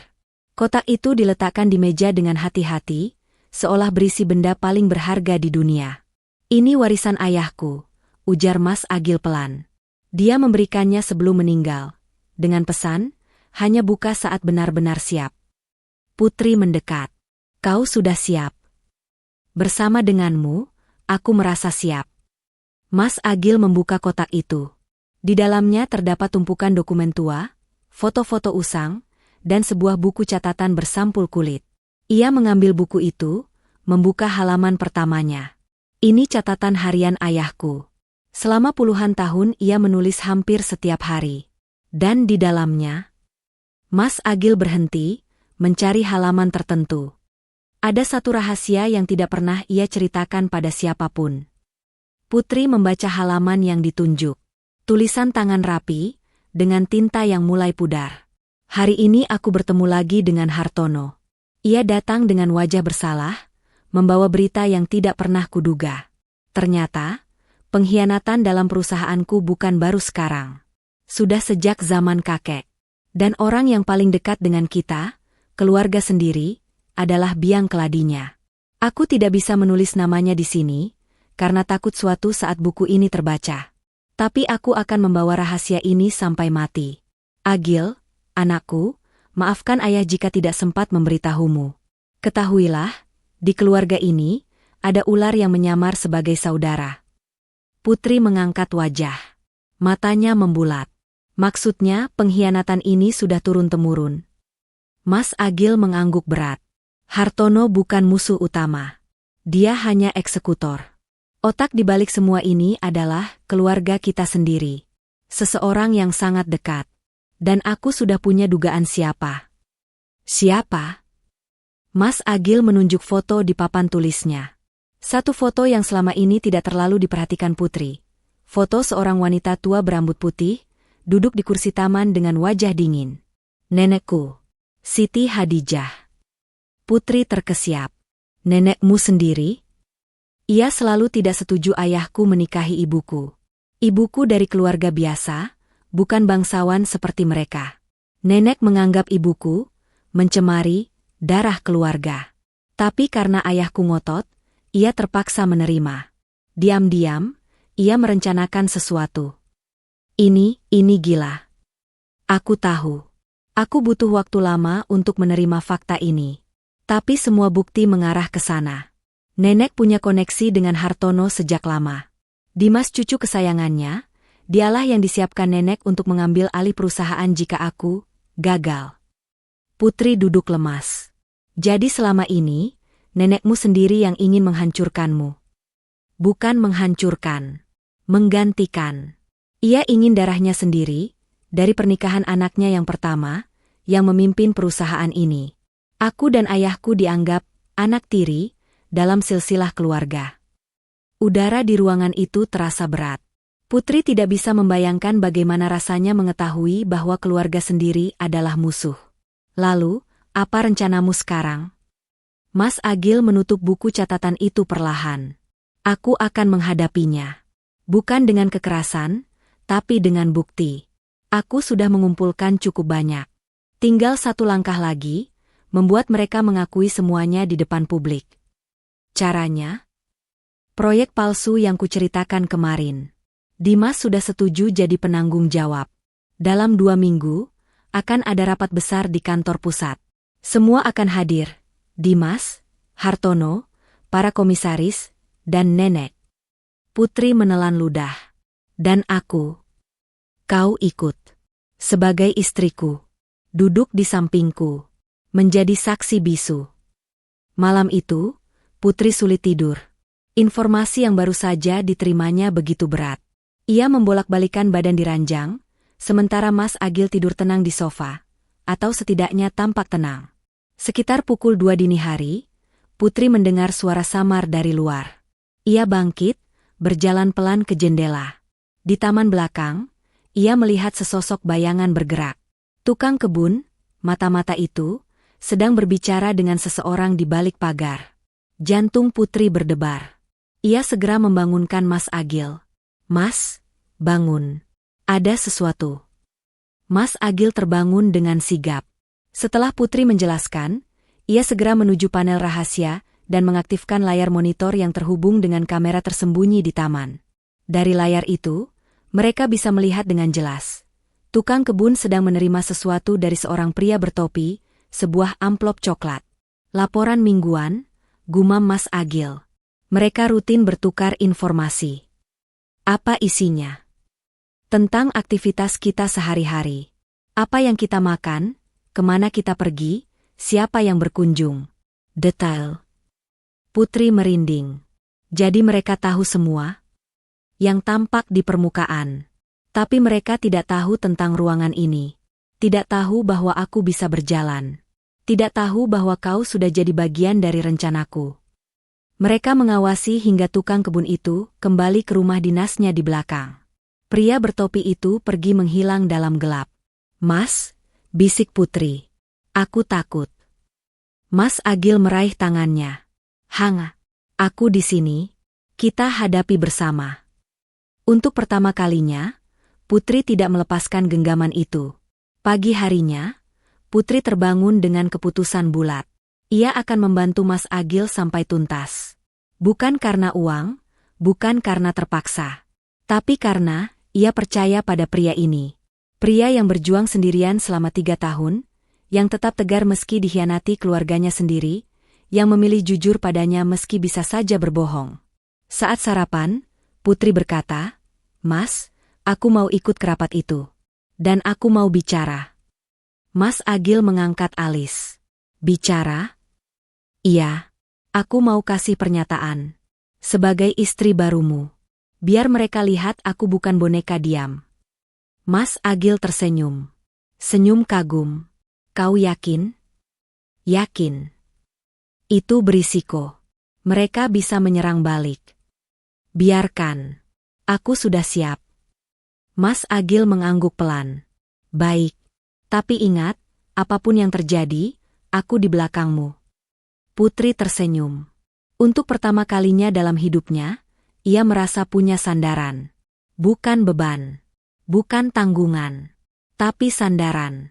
Mereka habiskan pagi itu dengan berlatih dialog, skenario, dan antisipasi pertanyaan. Mas Agil mengajarinya cara menjawab dengan diplomatis tapi tetap tajam. Putri menyerap semua dengan antusias. Sore harinya, saat mereka sedang di taman, tukang kebun itu mendekat. Selamat sore, Mas, Mbak. Ada yang bisa saya bantu? Mas Agil menjawab datar, tidak, terima kasih. Lanjutkan kerja. Tukang kebun itu pergi. Tapi sebelum berbalik, Putri melihat sekilas sorot matanya. Mata yang sama dengan Hartono, licin, penuh perhitungan. Malam itu, sebelum tidur, Putri bertanya, Mas, setelah semua selesai kau mau apa? Mas Agil terdiam lama. Aku tidak tahu. Mungkin keliling dunia. Menjadi orang biasa yang tidak dikenal siapa-siapa. Kau bisa? Bisa, kalau ada yang menemani. Kalimat itu menggantung di udara. Putri tidak berani menafsirkannya. Tapi hatinya berdebar aneh. Hari rapat besar itu akhirnya tiba. Putri berdiri di depan cermin kamar, menatap bayangannya sendiri. Ia mengenakan kebaya modern berwarna biru tua yang dipilihkan Mas Agil, elegan tapi tidak mencolok, anggun tapi tetap berwibawa. Rambutnya disanggul rapi dengan sedikit bunga melati. Ia tampak seperti istri direktur utama yang sempurna. Tapi di balik penampilan itu, jantungnya berdebar kencang. Hari ini ia bukan hanya pengantin baru yang manis. Hari ini ia adalah aktris dalam sandiwara terbesar hidupnya. Dan panggungnya adalah ruang rapat perusahaan dengan puluhan pasang mata yang siap menghakimi. Kau tampak cantik. Putri menoleh. Mas Agil sudah duduk di kursi rodanya di ambang pintu, mengenakan jas hitam rapi. Sorot matanya hangat. Kau yakin ini ide bagus? Tanya Putri lirih. Tidak. Tapi kita tidak punya pilihan lain. Mas Agil menggerakkan kursinya mendekat. Ingat, apapun yang terjadi, jangan panik. Aku di sampingmu. Putri mengangguk. Ia menarik napas dalam-dalam. Mereka berangkat dengan mobil hitam yang dikemudikan Rudi. Sepanjang perjalanan, Mas Agil mengulang strategi sekali lagi. Rapat akan dipimpin langsung oleh Nenek. Ia suka mengontrol. Dimas akan duduk di sisi kirinya, Hartono di sisi kanan. Para komisaris lainnya akan mengelilingi meja. Kau dan aku di ujung selatan, posisi yang secara psikologis paling lemah.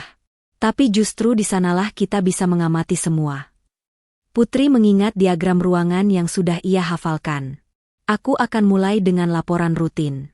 Lalu Nenek akan bertanya soal pernikahan kita. Di situ kesempatanmu.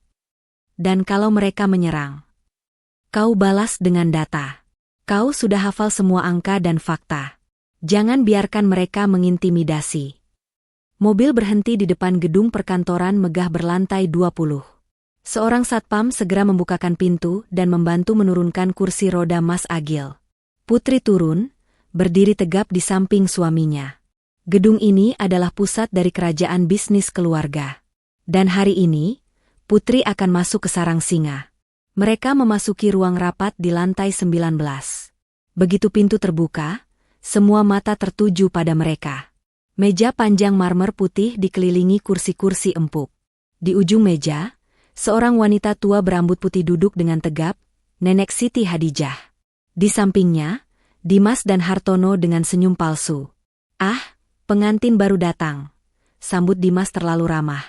Silakan duduk. Putri mendorong kursi Mas Agil ke posisi yang sudah ditentukan. Ia duduk di sampingnya, meletakkan tangan di lengan kursi, gestur yang sudah mereka latih. Istri yang setia mendampingi suami. Rapat dimulai dengan laporan keuangan dari Hartono. Angka-angka bertebaran, grafik ditampilkan di layar lebar. Putri berusaha fokus, mengingat semua yang diajarkan Mas Agil. Ia melihat kejanggalan di beberapa pos, dana yang menguap, proyek yang tidak jelas. Tapi ia diam. Belum waktunya.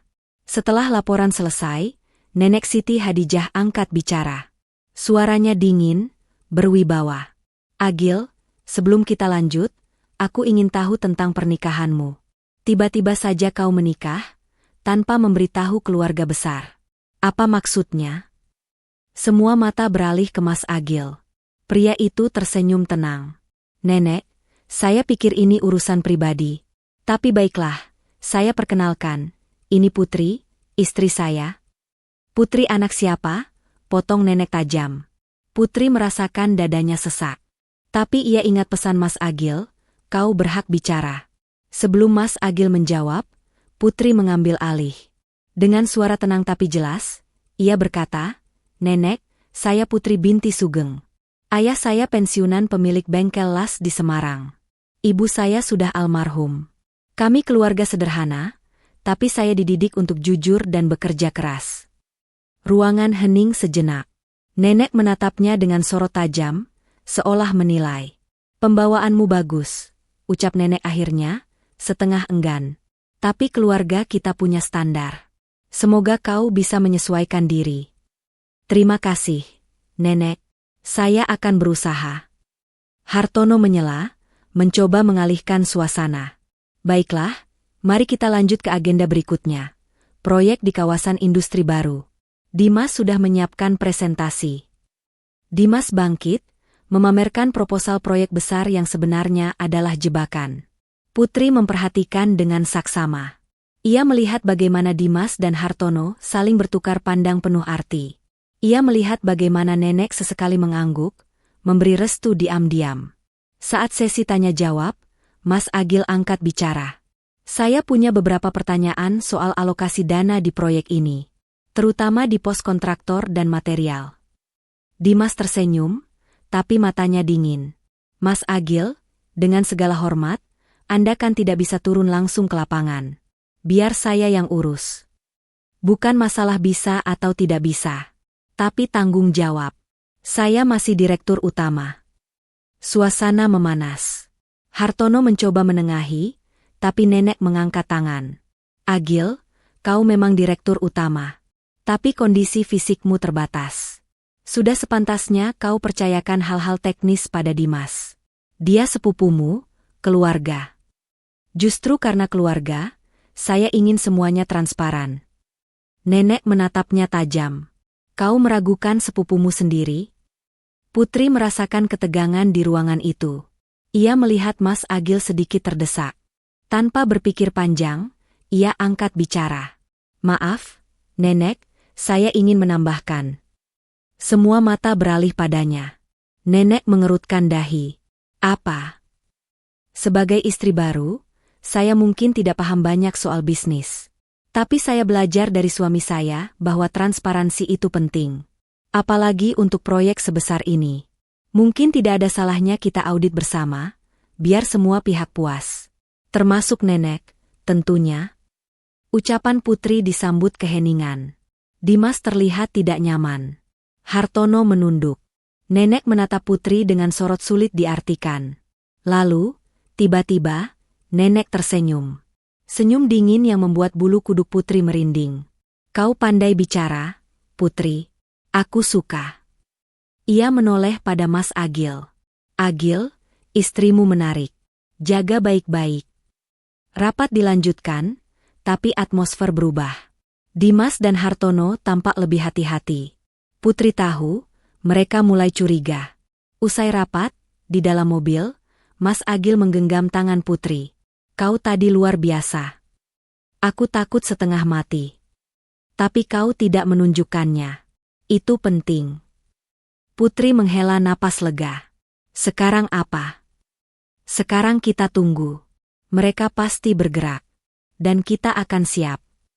Malam harinya, saat mereka berada di ruang rahasia, Rudi masuk dengan wajah serius.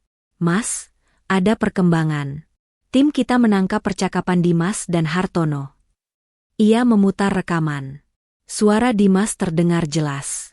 Istri Agil itu berbahaya. Dia tahu terlalu banyak. Kita singkirkan? Suara Hartono. Jangan gegabah.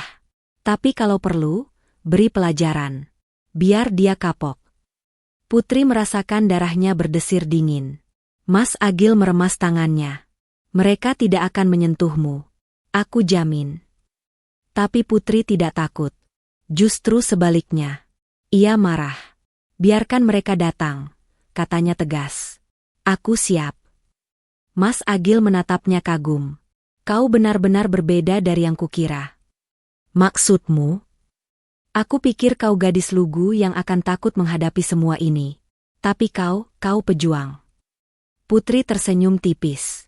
Mungkin karena aku sudah terbiasa berjuang. Hidup miskin mengajarkanku untuk tidak mudah menyerah.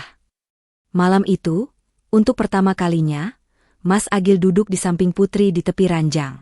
Bukan di sofa. Bukan di kursi roda. Tapi di sampingnya, sebagai dua manusia yang saling memahami.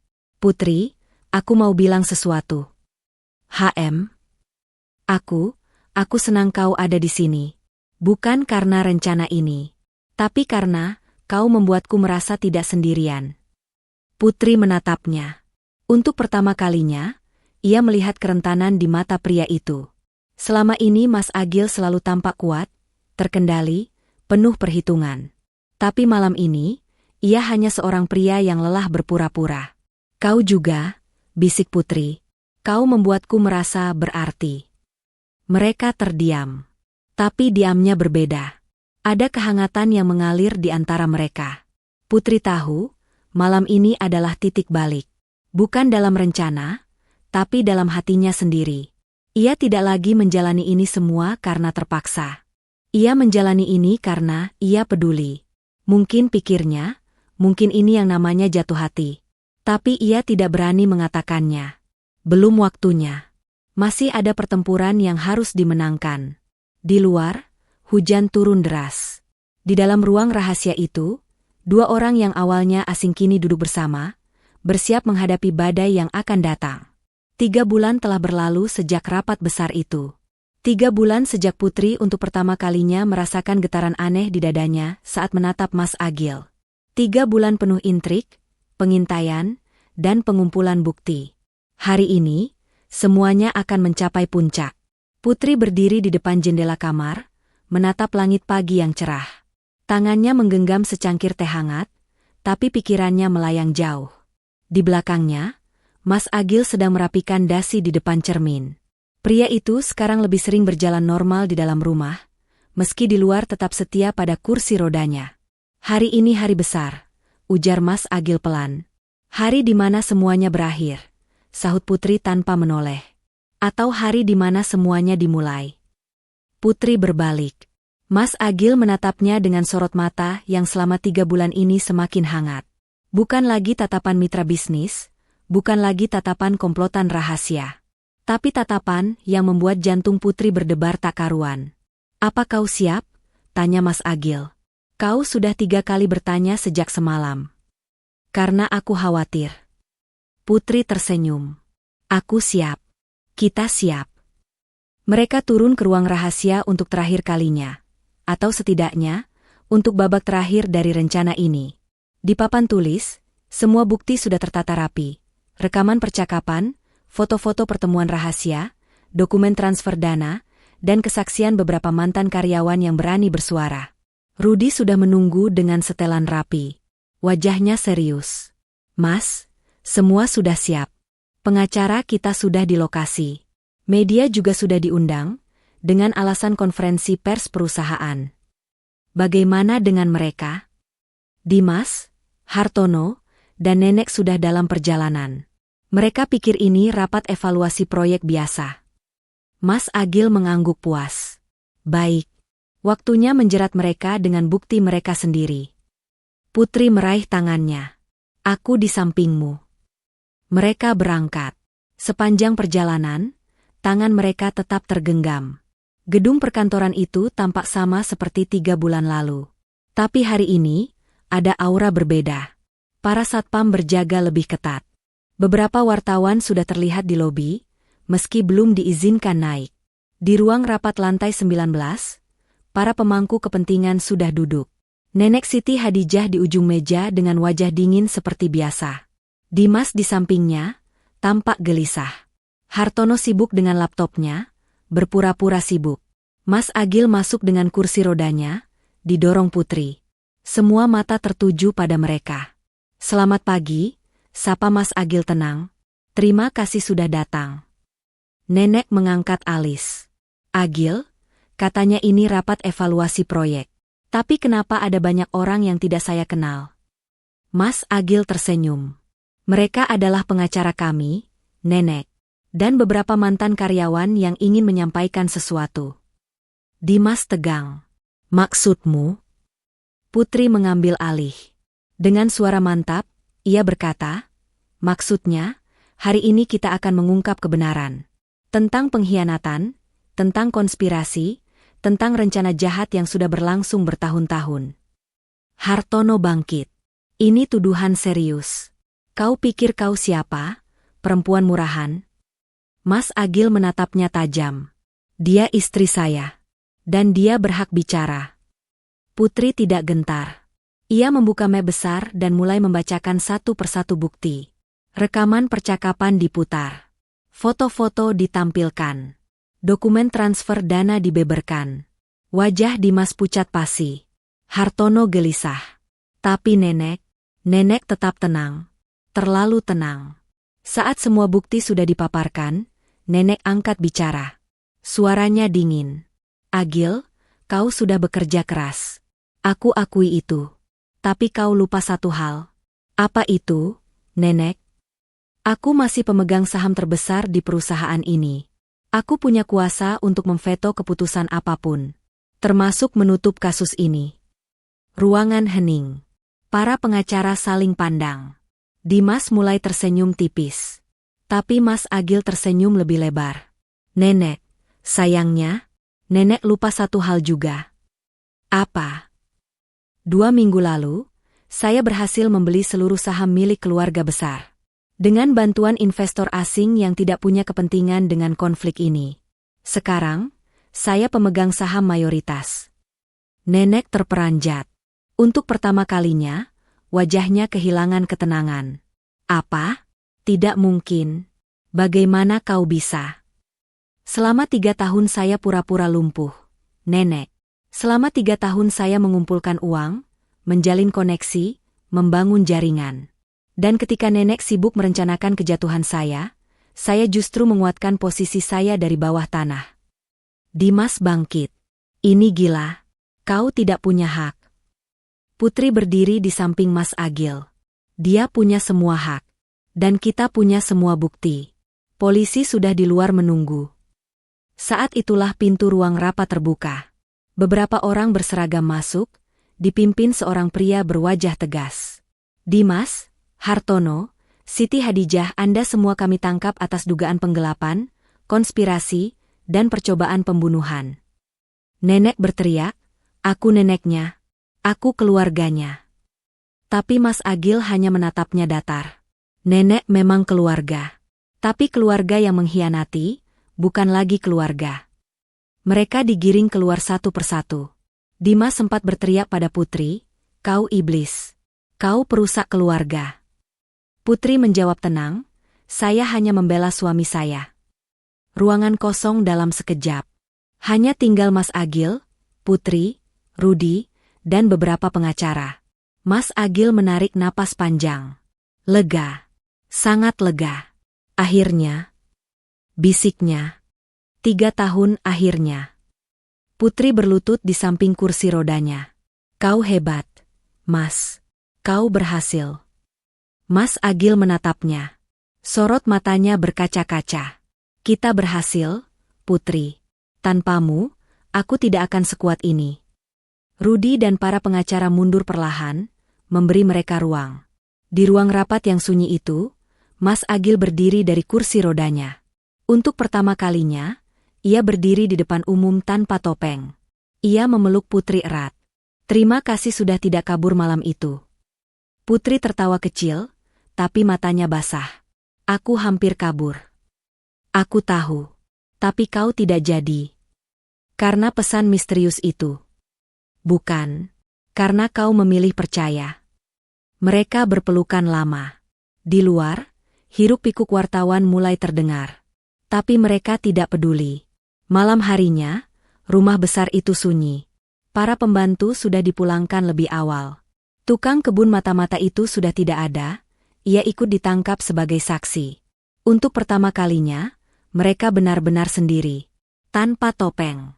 Tanpa rahasia. Tanpa ketakutan. Mereka duduk di taman belakang, di bawah cahaya bintang. Mas Agil, kini tanpa kursi roda, menuangkan 2 gelas anggur. Ini pertama kalinya aku minum anggur di tamanku sendiri, sebagai diriku sendiri, ujarnya. Putri menerima gelas itu. Bagaimana rasanya? Bebas. Mereka menyesap anggur dalam diam. Suara jangkrik menemani malam. Mas, panggil Putri pelan. HM? Apa yang terjadi sekarang? Maksudku, setelah semua ini, mereka dipenjara, perusahaan kembali padamu, lalu? Mas Agil menatapnya. Pertanyaan bagus. Aku juga masih memikirkannya. Kau bilang dulu, kau ingin keliling dunia. Menjadi orang biasa. Iya, tapi itu dulu, sebelum ada kau. Jantung Putri berdebar. Maksudmu? Mas Agil meletakkan gelasnya. Ia meraih tangan Putri. Putri, 3 tahun aku hidup dalam kegelapan. Aku tidak percaya siapapun. Aku hanya fokus pada satu tujuan, bertahan dan membalikkan keadaan. Tapi kemudian kau datang. Kau yang hampir kabur. Kau yang awalnya terpaksa. Tapi kau memilih bertahan. Kau memilih percaya padaku. Kau berani bicara di depan mereka, berani membelaku, berani jadi tamengku. Putri menunduk. Aku hanya melakukan yang benar. Kau melakukan lebih dari itu. Kau membuatku merasa hidup lagi. Malam hening. Angin berbisik lembut. Putri, aku tidak pandai berkata-kata. Tapi aku ingin kau tahu, aku tidak ingin kau pergi setelah 1 tahun. Aku ingin kau tetap di sini. Bukan karena perjanjian. Bukan karena kewajiban. Tapi karena aku mencintaimu. Kata-kata itu menggantung di udara. Putri menatap Mas Agil tidak percaya. Kau sungguh. Sungguh. Aku tahu ini cepat. Aku tahu kita baru beberapa bulan. Tapi perasaan tidak mengenal waktu. Dan aku lebih takut kehilanganmu daripada menghadapi mereka. Air mata Putri jatuh. Ia tersenyum. Mas, aku juga merasa begitu. Awalnya aku benci situasi ini. Tapi semakin lama bersamamu, semakin aku sadar, kau pria baik. Kau pejuang. Dan aku bangga jadi bagian dari hidupmu. Mas Agil tersenyum lebar. Lega. Bahagia. Jadi, kau mau tetap di sini? Menjadi istriku sungguhan? Putri tertawa. Apa kau melamarku lagi? Kalau perlu, setiap hari. Mereka tertawa bersama. Lalu diam. Saling menatap. Dan di bawah cahaya bintang, di taman yang sunyi, Mas Agil mencium kening Putri lembut. Bukan ciuman nafsu, tapi ciuman syukur. Ciuman untuk wanita yang mengubah segalanya. 2 tahun kemudian. Sebuah rumah sederhana di lereng Gunung Merbabu. Bukan rumah mewah seperti dulu, tapi hangat dan penuh cinta. Putri sedang menyiram tanaman di halaman, perutnya sedikit membuncit. Di sampingnya, Mas Agil, kini dengan rambut sedikit lebih panjang dan pakaian santai, sedang memperbaiki pagar bambu. Mas, istirahat dulu. Panas, panggil Putri. Sebentar, sayang. Tinggal sedikit lagi. Dari kejauhan, terdengar suara mobil mendekat. Sebuah mobil hitam berhenti di depan pagar. Rudi turun dengan senyum lebar. Mas, Mbak, ada kabar gembira. Rudi masuk dan menyerahkan sebuah map. Vonis sudah keluar. Dimas 15 tahun, Hartono 12 tahun, dan Nenek divonis 10 tahun rumah tahanan karena usianya. Mas Agil menghela napas. Akhirnya. Putri meraih tangannya. Lega ah? Lega ah. Sekarang benar-benar selesai. Rudi pamit setelah menyampaikan kabar. Rumah itu kembali sunyi. Mas, Putri berkata pelan. Aku ingin memberi nama anak kita, Harapan. Mas Agil menatapnya. Harapan? Iya. Karena dia adalah harapan kita untuk masa depan. Harapan setelah semua badai berlalu. Mas Agil memeluknya erat. Nama yang indah. Harapan anak harapan. Mereka berdiri di halaman, memandang Gunung Merbabu yang perkasa di kejauhan. Masa depan apa yang kau bayangkan untuk kita? Tanya Putri. Yang sederhana saja. Bangun pagi, minum kopi bareng, lihat anak kita tumbuh, dan tua bersama. Tidak bosan? Bersamamu? Tidak akan pernah. Putri tersenyum. Ia ingat malam itu, 2 tahun lalu, saat ia hampir kabur dari pernikahan dengan pria lumpuh. Kini pria itu berdiri di sampingnya, sehat, kuat, dan mencintainya dengan tulus. Hidang memang penuh kejutan. Mas, terima kasih sudah mengirim pesan itu malam itu. Pesan apa? Jangan kabur, malam pertama ku beri rahasia besar. Kalau tidak ada pesan itu, aku sudah di Surabaya sekarang. Mas Agil tersenyum misterius. Sebenarnya aku tidak mengirim pesan itu. Putri terkejut. Apa? Lalu siapa? Itu Rudi. Aku hanya minta dia menjagamu. Tapi ide pesan itu murni darinya. Katanya, biar Mbak Putri penasaran. Putri tertawa keras. Rudi ternyata jenius juga. Dia memang. Tanpanya, mungkin kita tidak akan bersama. Mereka tertawa bersama, mengingat perjalanan panjang yang penuh liku. Sore itu, di lereng gunung yang tenang, pasangan muda itu duduk berdua. Saling menggenggam, saling mencinta. Dan di dalam perut Putri, harapan kecil bergerak, seolah ikut merasakan kebahagiaan orang tuanya. 5 tahun kemudian. Seorang gadis kecil berusia 4 tahun berlari-lari di halaman rumah lereng gunung. Rambutnya dikepang dua, gaun pinknya berkibar ditiup angin. Ayah, Bunda, lihat, aku bisa menangkap kupu-kupu. Mas Agil dan Putri duduk di teras, menikmati sore. Mereka tersenyum melihat putri mereka, Harapan, berlari riang. Seperti seseorang yang dulu, goda Mas Agil. Siapa? Kamu. Waktu pertama kali ke rumahku. Lari ketakutan. Putri mencubit lengannya. Aku tidak lari. Aku hampir lari.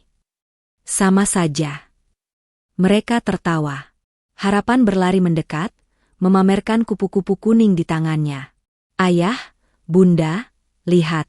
Cantik ya? Cantik sekali, sayang, jawab Putri, tapi jangan ditangkap terus. Lepaskan, biar dia terbang bebas. Harapan menurut. Ia melepas kupu-kupu itu, lalu duduk di pangkuan ayahnya. Ayah, Bunda, aku mau adik. Mas Agil dan Putri saling pandang. Tersenyum. Nanti, sayang, nanti. Sore itu, keluarga kecil itu duduk bersama. Menikmati kedamaian yang mereka perjuangkan. Menikmati cinta yang lahir dari situasi yang paling tidak terduga. Siapa sangka, dari sebuah pernikahan paksa dengan pria lumpuh, lahir cinta sejati.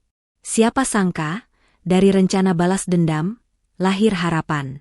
Dan siapa sangka, dari seorang gadis yang hampir kabur, lahir istri, ibu, dan pejuang yang tangguh. Hidang memang penuh misteri. Tapi cinta-cinta adalah jawaban dari semua misteri itu.